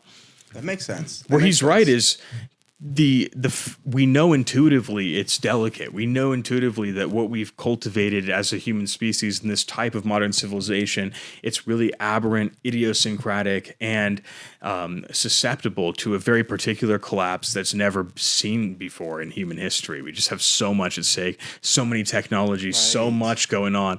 And it would be very possible for nefarious or malefic actors to exploit that intuition and say, well, because of this, you have to give us total control. Like, this is the way to go about it. And I think Thiel is onto something in that assessment. Mm-hmm. But whether it takes the form that he really thinks, that's where there's a distinction. And we can talk about that. Right. But, so apparently the SoundCloud rapper has a name and a Wikipedia page. He does have a Wikipedia page. Raz Simone. Yeah, Raz. That's what it was, dude. Thank you. Who gave that comment? 'Cause that's TikTok. Exactly. Shout out to TikTok. Yeah, thank you, TikTok. That's exactly what I was thinking of. Soviet says ISO 222. Is that the programming language you're talking about? Yeah, I think it is, honestly. I might be wrong. I forgot. It's been a while since I've looked into that, so I'm not sure. But that might be it. Speaking of these collapses, I mean, the French Revolution collapsed viciously and violently. I mean, it was a brutal collapse. Yeah, it was. And it immediately descended into like mass violence, mass murder, starvation. That will always be the tendency of the masses in that sense. Like, it's going to be, if you're going to reduce it to that level where it's group mass, like justice, they're going to be the political arbiters and they're going to exercise that so-called justice against their enemies. It'll always take the form of mass execution. What other collapses have there been? Because the French Revolution, isn't it? That was partially a financial collapse. Oh yeah, the debt. for sure. The debt, yeah, and then they couldn't feed the people, and they were just embargoed by all of the other European powers. The monarchs were trying to safeguard their own political institutions. They did not want the revolution to spread, or its ideology, so to speak. The French Revolution was the first ideological war in Europe. There's no doubt, and you know, the old guard was trying to preserve their hegemony, so to speak, and they didn't know how to fully combat that ideological tendency, which is an emergent phenomenon in Europe. So yeah, there's a lot of that going on, but the thing is, like, the French Revolution wasn't a full civilizational collapse because it was rescued at the last moment by authoritarian power. Like, Napoleon Bonaparte knew how to sublimate the revolutionary ideals and centralize them into his own authoritative control. He could seize power using ideological mechanisms, and that's what mattered. All of a sudden, he can use power legitimately and effectively to protect and safeguard and reorder civilization, but it's dressed up in the ideology to give it that pretense, that acceptability to the masses. He filled the vacuum using the ideology itself, and that's what's different. And every modern power since then has tried to do the same thing. I think in Napoleon, you saw a confluence between real authoritarian control and ideological power, which, as I just said, was a new emergent phenomenon. Every modern state in Europe and every state that is part of Western civilization, the United States, has tried to do the same thing. They think that real authoritarian power has to be wedded to ideological pretense. That's it. That's the only model forward. It's this union between power and ideology. And that's the only way the government can exercise itself. Right now, I think maybe with China, not to circle back to that example, but they did the same thing. It was authoritarian power wedded with ideology, but the ideology shifted and it's a little bit more amorphous, but the powers remained. It's still the same. And they're kind of charting a new model. And it ties in that point I was mentioning earlier. We still pretend we create these narratives, like these bullshit justifications that we know are false, because the way that the system operates, it still thinks that it has to wed ideology to power. It has to operate in this fashion. That's the only way power can be. But there's this sort of tacit admission that no, power is just exercised, and that's it. It's not justified. And if you justify it, that's like the cherry on top. There are these like two different American traditions where it's like the foreign policy tradition of like the isolationism and the inward looking American spirit, but also like the outward-looking moral crusader tradition in American foreign policy. Which is more explicitly ideological, like the exact way I'm describing it. That's all it is. Because the moralism's not real. They don't give a fuck about morals. It's just they know they can play on the moral sensibilities of the masses to achieve some sort of political end. It becomes ideological. But yes, that's exactly it. Because, as I was just saying, all modern states following Napoleon have tried to make this sort of wedding between the ideology and the politics. But Napoleon had to do it because he was already operating in a sort of quasi-power vacuum. They'd already killed the monarch. They beheaded him right there in front of everybody. It was mass rule that was terrorizing and complete. And it already sucked up and killed the founders of the revolution itself. How do you appease those masses? Well, you take their power in their own language. You use their power in a way that's acceptable to them. He was in a vacuum, but it was a vacuum that was starting to emerge in the first real mass movement in history. So he was in a particular circumstance, and he created a state, and it's why his state could be secular in a real sense in Europe for the first time. It's why when he takes over Italy, goes to the Pope, he's like, I'm putting the crown of I'm crowning myself in the line of Charlemagne, and I'm crowning myself. In 800, Charlemagne was crowned by the Pope, and that was always a sign of this sort of separation and the real relationship between spiritual authority and temporal power. The Pope doesn't rule himself per se, but he designates power to the ruler. He coronates the ruler. He gives them power. Napoleon said, now I'm crowned in the line of Charlemagne, but I crown myself. I don't need the Pope to do it. This is why he came from this sort of ideological circumstance, this particular mass vacuum that we just described, and was able to crown himself. He created the first secular state in that sense. But he wedded it to a real absolutist power. He takes the crown still. And when he has the crown, he doesn't let the masses tell him what to do. Yeah, it's like he severed us from tradition. Yes. It's a real modern. And we've been monarchy. severed from it. And every state after that has said, wow, can't we do the same thing? Or maybe this is the way to do it. Maybe the way that we quell the possibility of a mass uprising, we don't even give them ground. We actually rule in accordance to their language, to their expectations in the first place. That's dark. That's dark. That's dark. That's the ideology. One of the commenters says, what is the China hoax? Old in the red. 06 in the red. Okay, well, we can go back to the China hoax stuff. We were going over some of the hoaxes that the West has created about China, including TikTok. One of my personal favorites, because it's funny, is this hoax. Have you seen this where they say that the Chinese are buying up all the farmland in the U.S. and that they're buying it near military bases? Yeah. And the implication is that they're like plotting to like kill us all or spy on us, right? Or like release destroy our some food sort of supply, like something. Do some sort of genetic modification in the food supply that's going to undermine us. I don't know a ton about this, admittedly, but the last sort of report I saw is that like foreign ownership of farmland it's like almost non-existent, it's especially tiny. It's like very tiny. It's tiny, and the way they calculate these stats to scare people is what's happening is like some of these like huge food conglomerates are like partially owned by like a Chinese parent company. Gotcha. And so then they say well, that means they own all the farmland. So whatever farmland that company owns, like that percentage that the Chinese parent company owns, that's how much they actually own of the land. So if it's like 30%, then they own 30% of the land, you know?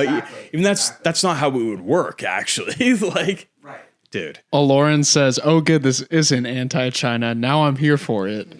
No, it's not. We're not anti-China. We're pro-China, if anything. Like, we're giving the rare pro-China message in a time when it's most needed. Exactly. My whole thing here is I do not want to go to war with China. I do not want to see my loved ones drafted and dying in some rice paddy somewhere for no fucking reason. It's Taiwanese democracy, dude? Yeah, I don't give a fuck about Taiwanese democracy. I don't give a fuck about the semiconductor manufacturing. We can bring it back here domestically if we need to. I think it's an illusion. I think we only maintain it over there just to have a potential casus belli against China if they dare to take back the territory that is probably theirs in the first place. No, I'm pro-China for sure. I don't want to see people I know die over there. When I heard 2 years ago the entire Marine Corps budget was justified on reinstituting an island hopping campaign, World War II style, but this time against China, I said, fuck that. There's no way. That's it. They got congressional funding just for that to prepare for war with China. Nah. We also got big news this week since we were last live, right, James? About chips made here. Oh, that's right. So the first chip was produced by TSMC in Arizona, the first fully American-made chip. Yeah. So now it's going to be interesting to see. I notice it's being ignored. Yes. I noticed the media's not picking it up because Jensen Huang, CEO of NVIDIA, went to Arizona. They did a big event at the factory. They did it. They tried to make it a big deal. And nobody cares. And nobody cares because it goes against the narrative of why we need Taiwan. Just shows we could do it here. We could do it I didn't see it once. Should be the biggest news. Wow, this just started. We made the first chip. Let's make all of them here. It's possible. We actually don't need Taiwan, dude. No, we don't need to defend Taiwan. But they want us to defend Taiwan. That's, like I said, it's the preemptive casus belli. Well, it needs to be in Taiwan because if China does something against Taiwan, then we can go to war with them because it's in our national security interest, because we need the chips. We need the semiconductors. It's like, dude, we could build those anywhere. I've heard all these people say, oh, it's in Taiwan. It's in Taiwan. What, does Taiwan have fucking magic soil that produces, like, you grow the semiconductors out of the ground? What is it about Taiwan that it can only be built there? Maybe they had the pre-existing infrastructure, but can we build that pre-existing infrastructure over how many years? Whatever. Isn't that a civilizational project that's worthwhile? If that's really all or nothing, if it's worth going to war with China and maybe deploying nukes or killing millions of people, don't you think it's worth trying to build it over here? All we did was build a factory. We built a factory right here, dude. That's all. In Arizona? Yeah, We could do that. Let's build 1 million. There's a lot of desert out there, dude. Let's build it. Build the roads too. Isn't that GDP growth? Isn't that what we're seeking anyways? Yes, please. Give me a fucking break. Bro, I didn't realize that till you just said it. I haven't seen it once on anything. Any news. It's You such are a the good one point. who told me. It's such a good You point. are the one who told me. Imagine my shock that the U.S. media isn't covering this. Wow. They should be rejoicing because now we have no reason. Even if this was a fake reason to begin with. Right. Now the fake reason is gone. For defending Taiwan. Yeah, it's gone. But it just unveils like this is just the obvious propaganda. No, this was just set up. These are the pieces on the board. They want China to attack Taiwan because they think that they will. And we put all of our semiconductor manufacturing there as a fucking bait, dude. Like that's all it is. It's like, are you going to take the bait? Are you going to take the bait? And you see the first glimmer that no, wait, this is not a real issue. We could just build it over here. And it's like, fuck you. You're disrupting the bait. Like you're disturbing the fish. Your shadows on the water. Like, get out of here, dude. We're not going to talk about that. We need them to attack. Don't you see? The Marine Corps got its whole budget for this. We did see the semiconductor hoax like a mile away. A mile away, dude. Everybody's been talking about, and some of our friends, some of the people we know are like full in on this. They fell for it, dude. They fell for the semiconductor hoax. It's not real. Fell for the Taiwan memes. We can build that shit here. Why are we going to go to war with China over this? Listen, Taiwanese democracy. How real is that, dude? Do I trust Taiwanese democracy? I think they're just another vassal state like the European states that we see. How real is this? Was it worth? How many American lives are worth sacrificing for Taiwanese democracy? I'm good. Bacon. Something reminded me of something. Fuck, what was I gonna say? No. Someone that's something. I'll remember it. Say what you're gonna say. There was a hilarious thing that recently happened in Taiwan because the ruling party is like the Progressive Democrats. Like it's a left-wing party that rules Taiwan. And so like there's all these like conservatives in America that are China hawks that want to defend Taiwan. And recently they did an event there. And the conservatives were talking about like combating gender ideology and wokeness. And apparently from the media reports, it got really awkward. Yeah. Because they didn't know that like Taiwan is like a far left party. They're pro the transing. Right. And the conservatives are so unaware that they're defending this. Yeah. Because like it just shows the disconnect. It shows how we treat them as a vassal state too. Like we're going to go fight and die for Taiwanese democracy. Guess what? The Taiwanese democratic participants elected a left-wing government, and we just go over there. We don't give a fuck. We're like, here's what our regime is saying. Here's our new flavor of propaganda, and we're just going to repeat it to all of you because we expect that you're going to sit down and take it. And all of a sudden, they're like, no, this goes against our democracy. What we believe in this party. And we're like, dude, we don't give a fuck, you know? And it shows the ignorance of the conservatives here because the framing is wrong. Like in that paradigm, it's like actually China's the far more socially conservative society. Yes, 100%. Far more socially conservative. But they think Taiwan's the conservative against the communist against China. The communists, they have the framing all wrong. They're lost. And if these Republicans, they think that, they're just lost, dude. They're lost in the sauce. They're still in the Cold War in some sense. And like, maybe it's just difficult for me to imagine. And it's really something that other people believe. But like, really, you think communism's the biggest global threat? Like, dude, communism, we won. It's already done. Communism doesn't exist anymore. Yes. And like whether you think communism is good or bad, it's not an issue in the 21st century. Yes. It doesn't exist. It's not real. And if you're bringing it up, it's on that same empty ideological narrative construction bullshit that we described ad nauseum here. We've described it so many times. You're only talking in service of a point, and that's it. You don't care about the truth of the matter. You don't care about what's going on. Oh, the communist regimes are oppressing their people. You don't give a fuck about that, dude, and you don't even know what that is. It's not real. And you're just trying to drum up a little justification that you think your media listeners will accept. They'll line up at the trough and swallow it up because there may be some older folks, the baby boomers out there, who are very willing to get back on that train and say communism is the biggest threat. So you're going to appeal to them. That's it. It's mass politics. It's power plays, and I'm not going to take it seriously. Right. Like, I wonder if because the semiconductor thing is fading, that might be why they're moving on to this rare earth materials. Yeah, thing. It's 100%, similar, dude. It's such a good point. It's similar. It's like, well, we don't need those. We could build those in Arizona. Like, it doesn't have to be in Taiwan. They're not growing out of the soil. So, but it's the rare earths. Those are in the soil, and those are only in certain places. So we have to really secure this and blah blah blah blah blah, dude. but even then, it doesn't hold ground because it's not that. It's just that China has a better refining capacity of the rare earths. Yes. They can be found anywhere. Right. But of course, they're going to try to now use this Right. as their next pretext. Because we didn't build it up, we now have to kill Chinese people. Like, we have to kill them.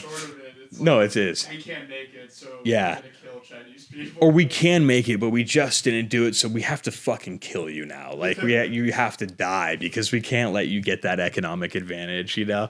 So yeah, you're gonna be dead, dude. Sorry. Just the U.S. policy is crazy. I wrote down a few things I wanted to mention to you. Please.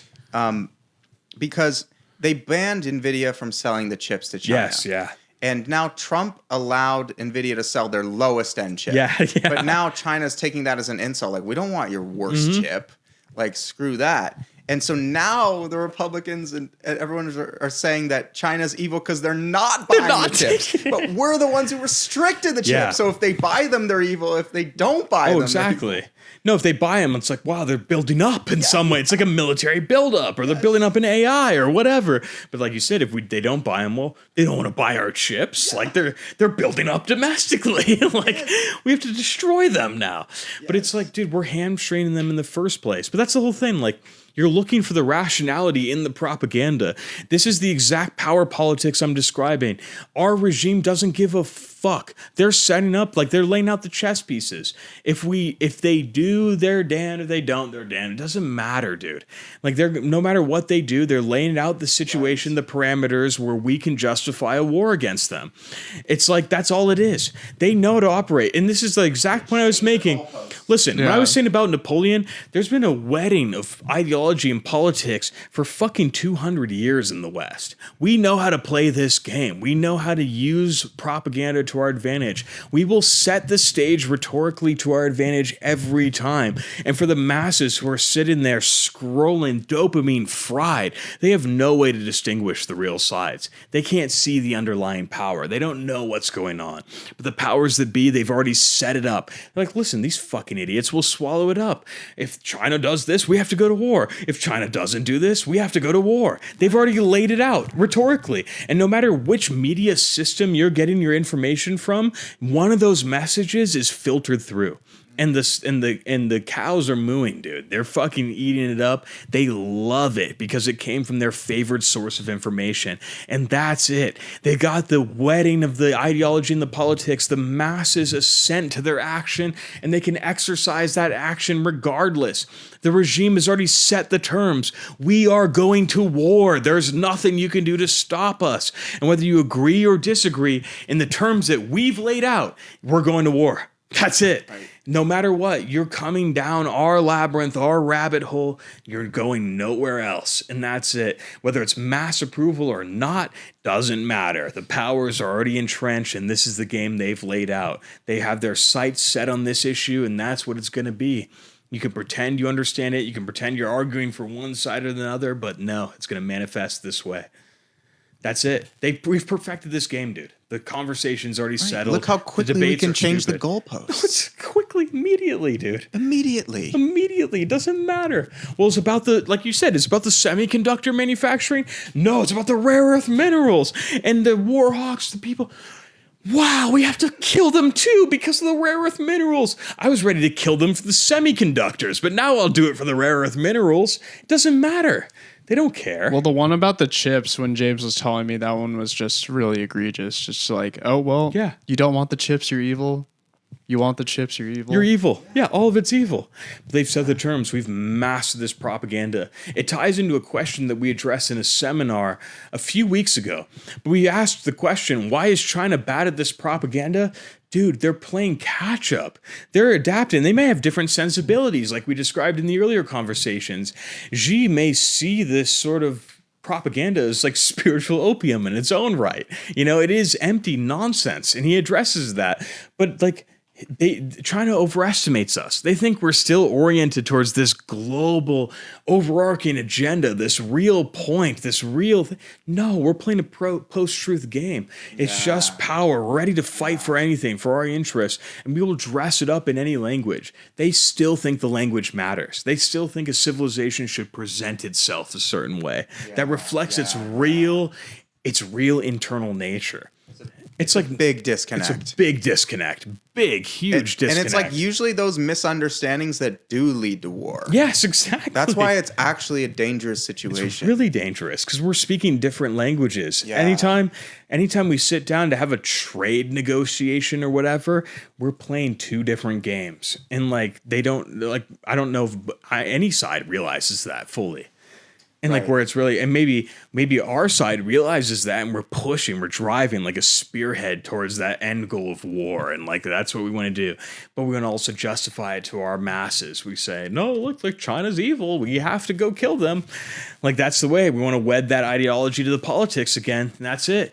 But like, dude, they're playing a different game. They don't understand what the West is really about. We've moved so far beyond real civilizational ideals. Like we are just trying to maintain the hegemony that we have, and that's it. And we will say and do anything to keep that.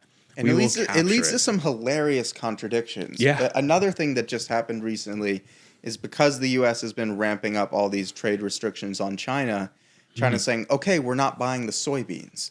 And it's something like in the tens of billions worth of soybeans they buy per year from American farmers. Right. And they're like, okay, we're just not going to buy the soybeans. Yeah. And now the U.S., I saw some congressmen freaking out. They won't buy our soybeans. We have to kill them. Oh my God. Oh my God. Well, how do you expect them to react? Yeah, that's the natural state reaction. If we're being hostile to them in the first place, why would they fucking buy our product if we're going to embargo them? We're going to tariff them. Yeah. We're going to attack them with trade measures. They'll say, okay, we can go tit for tat. We won't buy your product.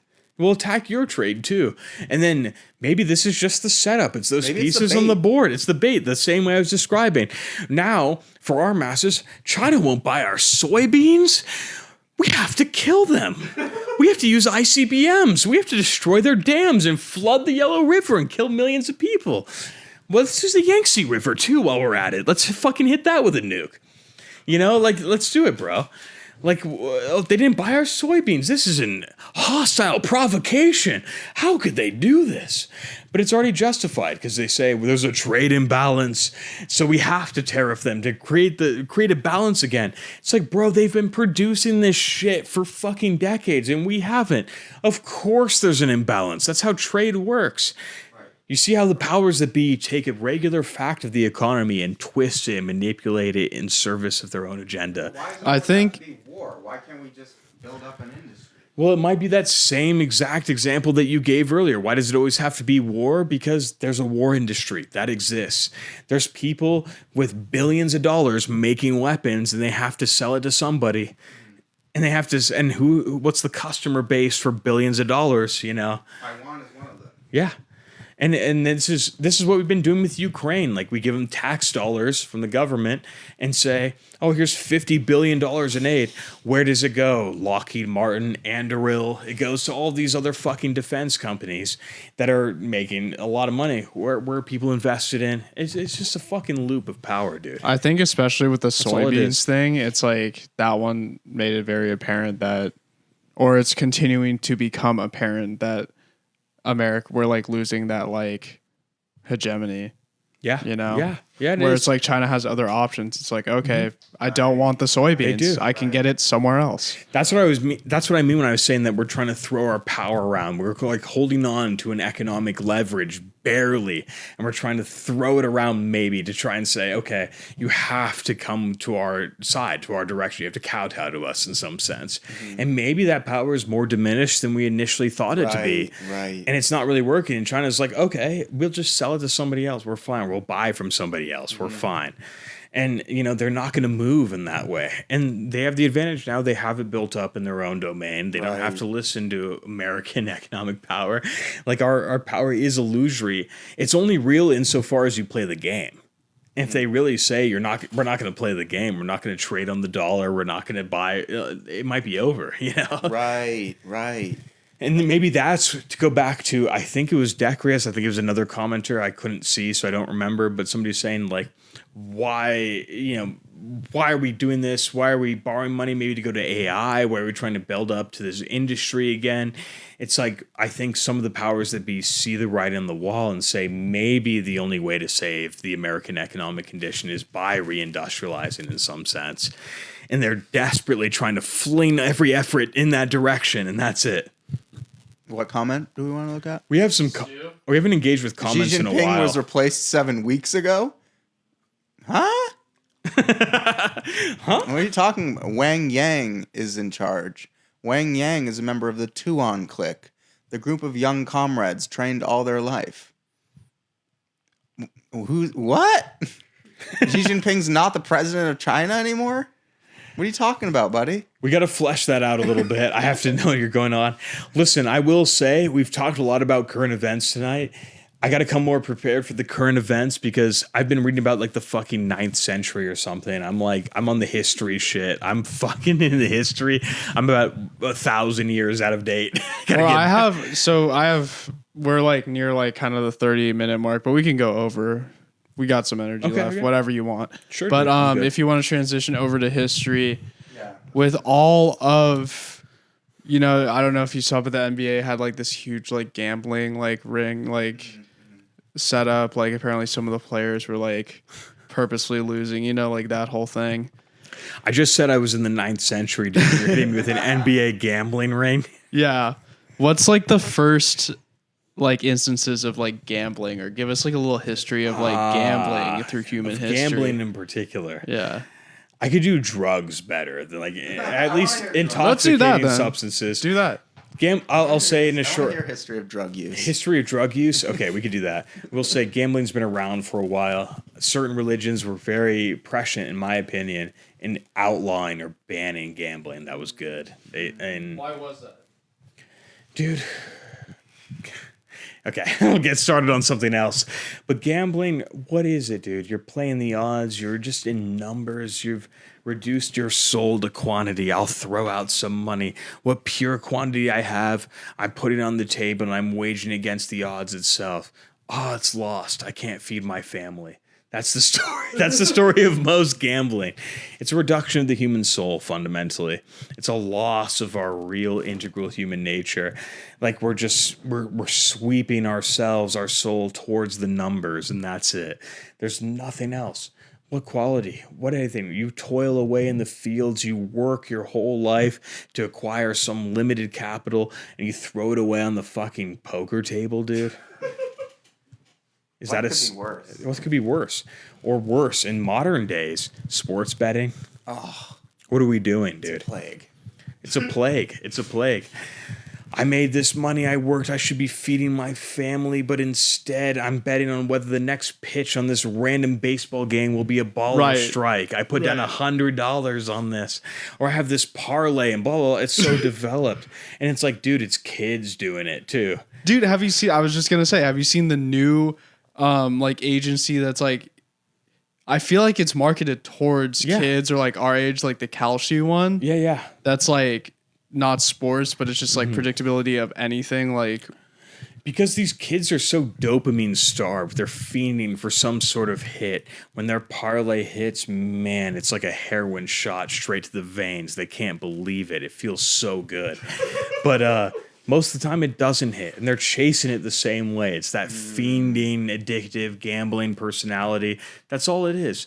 And it's like, dude, to market this, to prey on it, these fucking loser millionaires or tens of millionaires or 100 millionaires profiting off of people suffering, dude, you should be shot in the street. Like, you're just, not really. Don't get banned on TikTok. But vigilante justice would really be an appropriate measure in the right society. At the same, like, what are we? We're just going to monetize all human suffering? For me, that's where gambling leads. All human suffering, all of the odds, all the bets, it's gone, dude, once you start gambling. We're going to monetize that. That's the system we promote. Come on. I totally agree. We'll correct the record for Stu. He's talking about the military purge that Xi just did. Okay, But it's okay. unclear whether that increased Xi's power or whether, like, we're not sure exactly why he did that. It's still coming out. He just did it. He purged some of the top commanders. Well, that would be the thing with new news from China. It's the same thing. How much of that news is filtered through our propaganda apparatus, and how much can we trust? Therefore, like, do we really know what's going on in China right now? I don't think so. Yeah, I mean, we could, but I don't think so at the same time. It's a lot of on-the-ground info. It's going to be filtered through our media apparatus, our propaganda mechanisms. Are we getting the true, unmitigated, unfiltered truth? I doubt it. It could just be part of his long-running anti-corruption campaign that he's had since he took power in 2012. He's purged a lot of officials for corrupt practices, so to speak. So we need to see what the consequences of this are. It just happened. It's too raw. Yeah, it is raw. That's a good way to put it. I do want to ask you please. about, like, the history of drug use.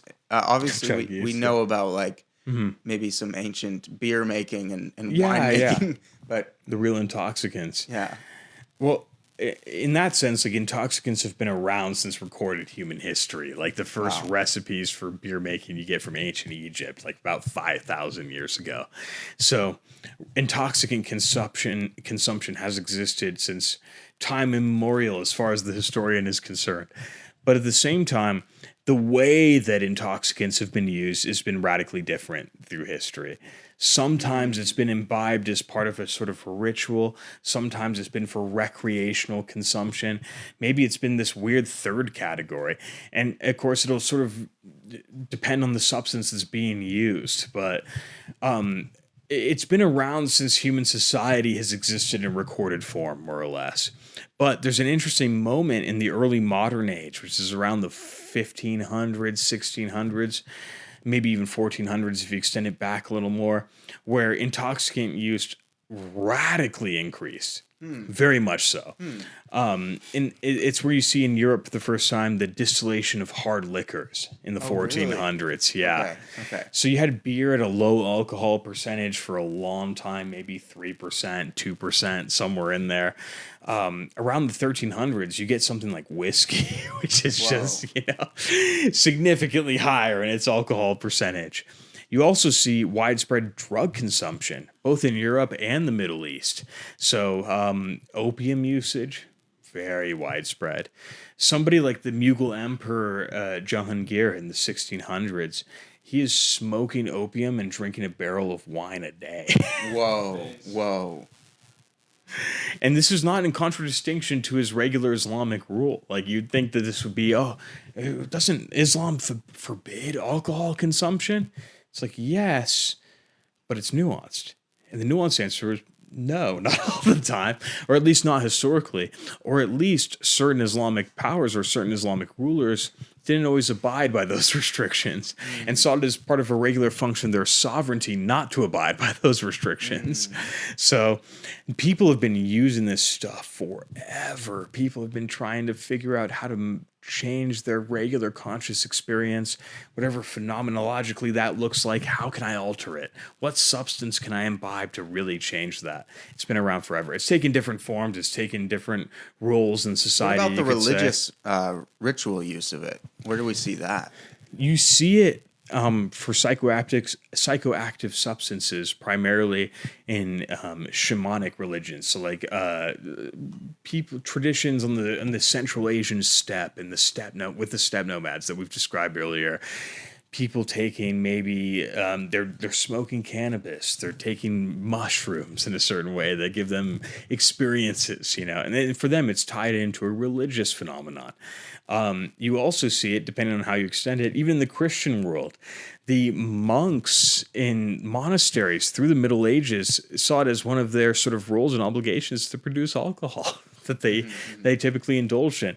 It wasn't incorporated into a religious practice per se. Of course, wine was in the Eucharist ceremony, but not like hard liquor or anything else.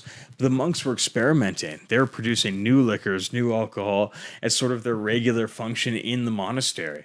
Where is it religious? I don't know if you count like coffee or something like that as a psychoactive, really, but those were cultivated in Sufi orders in Yemen originally, brewing the first coffee drinks, and they would use it as sort of an aid to their meditation and their remembrance of God and their extensive religious rituals. They'd have to be sort of awake for them in that way.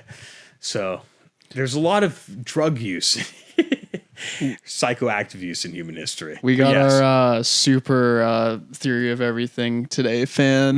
Big Lease asks, what is the fundamental reason for drug or alcohol consumption? That's a good question, actually. Again, it might be in service of these different civilizational purposes I just described, but at the same time, it might just be in the immediate sense, before any of it, it feels good. It does feel good immediately to the human experience.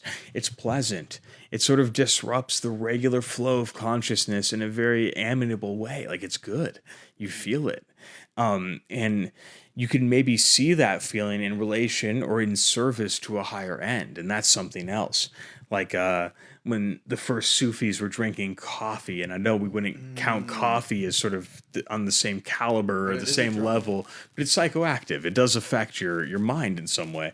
When they were experiencing that first caffeinated sensation, they saw it in service of their own meditation and their relationship to God. They said, this is a tool we can use to sort of orient the physical body towards this deeper spiritual meditation. And they wanted to be awake for it. It wasn't a meditation in the sleepy sense where you're sort of passing away, but something you had to focus on, a real deliberate focus on God that stemmed from the physical body first, and maybe the physical mind first, before it related to the higher degrees of spirit. So they said it felt good.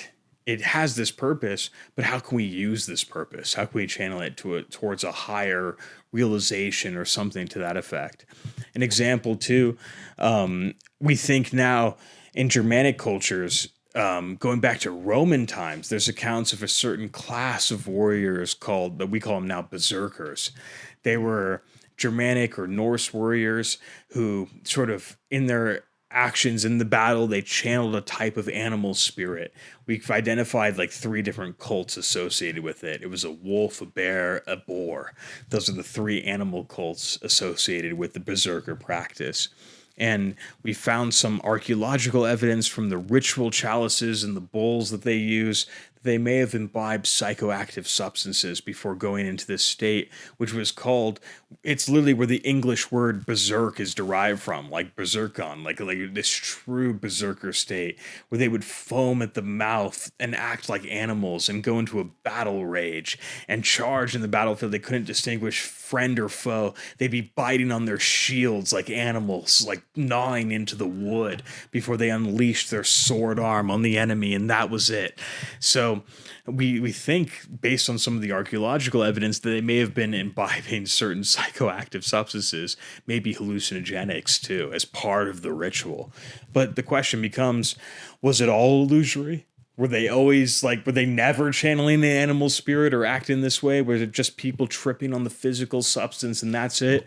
Or did they identify the physical characteristic and they were therefore able to channel it into something else, to use it in this way in service in what they at least believed to be a true spiritual reality?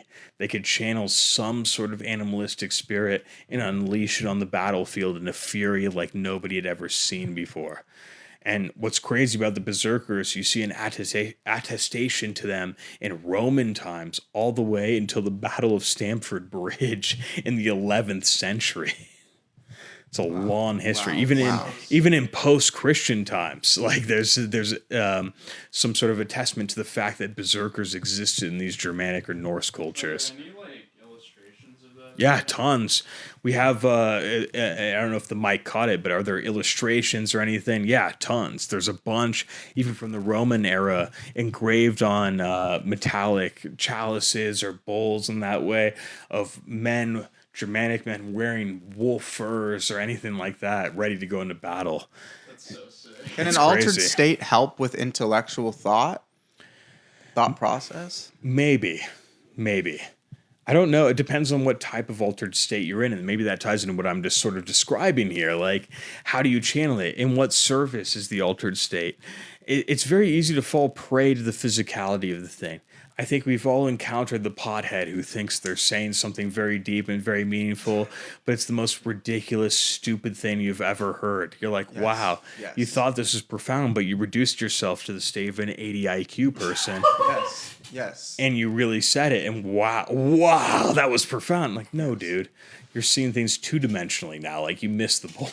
Yeah, like, what is this whole thing with, like, the acid, that whole movement? Like, people think they're having these profound spiritual realizations, the ego death. What's going on there? I think it's less about the substance itself and who's using the substance. I think it's who's bringing their own natural quality to the substance itself.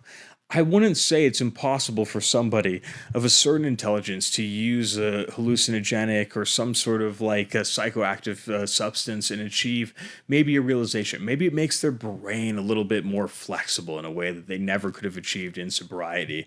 But it's only because they're bringing something to the table. The fucking imbecile who's coming in and taking the acid, they're not going to have some groundbreaking, paradigm-shifting realization. They don't have the mind for it in the first place. They may only just really hallucinate the fact that they have achieved something.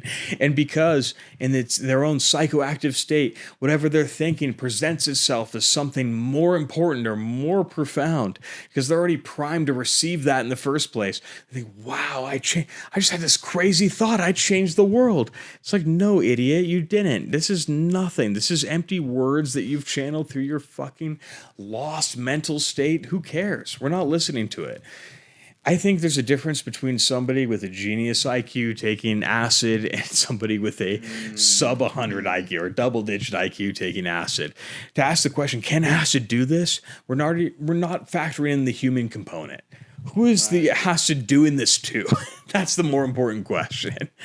Yeah. Can it maybe do something? Perhaps, to somebody who's qualified for it. But you have to be comfortable with admitting natural differences in the first place to even account for that. Right. I think there's a lot of these drug addicts that are trying to like say there's something profound when they're really just addicted to a lot of these drug addicts, they already believe in this egalitarian illusion that everybody's exactly equal in every way. There's somehow some sort of blank slate, and all it takes is, wow, we're a blank slate suppressed by our environment. But if you just take this acid tab, dude, you'll unlock all of your potential, which for everybody is exactly the same. You just have to unlock it, and it's somehow infinite. It's somehow the same for everybody.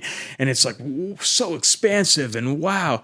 It's like, no, dude, not everybody possesses that. There's some guy who claims he's like a pseudo historian. Yeah. That humans like took mushrooms. Yeah, Graham Hancock. That's what caused evolution. What is that? Or caused even that's where going to the Joe Rogan or like, but they claim that it caused like the building, the construction of more complex civilization. And it's like, because they unlock their mind to different spiritual realities, which are, for these people, by the way, never real in their own way. They're all physical illusions. It's all just chemicals in the brain. And I guess I'll say something about how they think that this is how human civilization was built, which I think is wrong. But at the same time, I'll sort of critique their worldview. People like Graham Hancock or Dan Carlson, they're sort of operating from the purview that everything is physical and rooted in physicality itself. And these physical substances like mushrooms or, any psychoactive drug unleashes a new physical potential in the human being, which unlocks a new physical progression in civilization itself. And it's like, no, dude, it's not just physical. How could you, if it was purely physical and it corresponded to reality, if you just took this drug and you had some new insight that corresponded to physical reality, how could you verify or even be assured that this insight was true in the first place? How would you even know? What is the mechanism? Does it come like some sort of Platonic insight striking your brain like lightning, telling you this is the peak, this is the window into reality itself? Or if it's a purely physical substance rooted in physical reality, is it only altering the physical perception itself? If it's only altering perception, how do you know that you're seeing to the essence of things or the truth of things? If it's only perception, it's rooted in regular perception and how it operates, you can never be assured that you're ascertaining truth itself. if you're saying this physical substance leads to that sort of Platonic inspiration, the real metaphysical intuition, you'd have to answer the question how metaphysical intuition is rooted in the physical substance itself. Why does this particular physical arrangement lead to real metaphysical intuition? You can't answer that question. You can't assess it. You can't identify it. It's impossible. So at the same time, they're saying you take this substance, it gives you this unmitigated window into reality, and they can't substantiate that. How does that occur? Where is that rooted? If it's altering my senses, if my senses, as they are normal, totally operate in their regular sober capacity, if they're ascertaining reality improperly, if they're not getting the full picture of reality, how can I be assured that this physical substance gives me the true picture of reality when it's altering those same senses? How do we even know that's the case? Where's the arrangement? They have they smuggle in this worldview. You take the DMT, you take the weird psilocybin, and it opens up your scenes like the Platonic forms or something, but they haven't accounted for the Platonic forms themselves. Where's this unmitigated reality? Why do we need a mushroom to see it? Where is that? Yeah. You're already admitting something in the physical. Shouldn't it just be physical? Shouldn't it just be scrambling my physical senses in the same way as anything else? If I close my eye, I'm scrambling my physical senses. Why is this different than taking psilocybin? They haven't answered this. Oh, look, I closed my eyes. I plugged my ears. I altered my senses. What's fucking different, dude? That shit is so cringe. They want it both ways. They want it both ways. Spiritual reality that you're discovering, yes, but it's also physical. But it's also physical. They reduce it down to the physical, which makes it incoherent, is my exact point. They can't ground it in anything. So they want to say this is the answer. This is what unlocked human civilization. And there was some group of advanced people who discovered fucking psychedelics and then transferred it to the rest of the world. That was the key to human experience. Dude, listen, I'm going to call you out on this. Is there a God or not?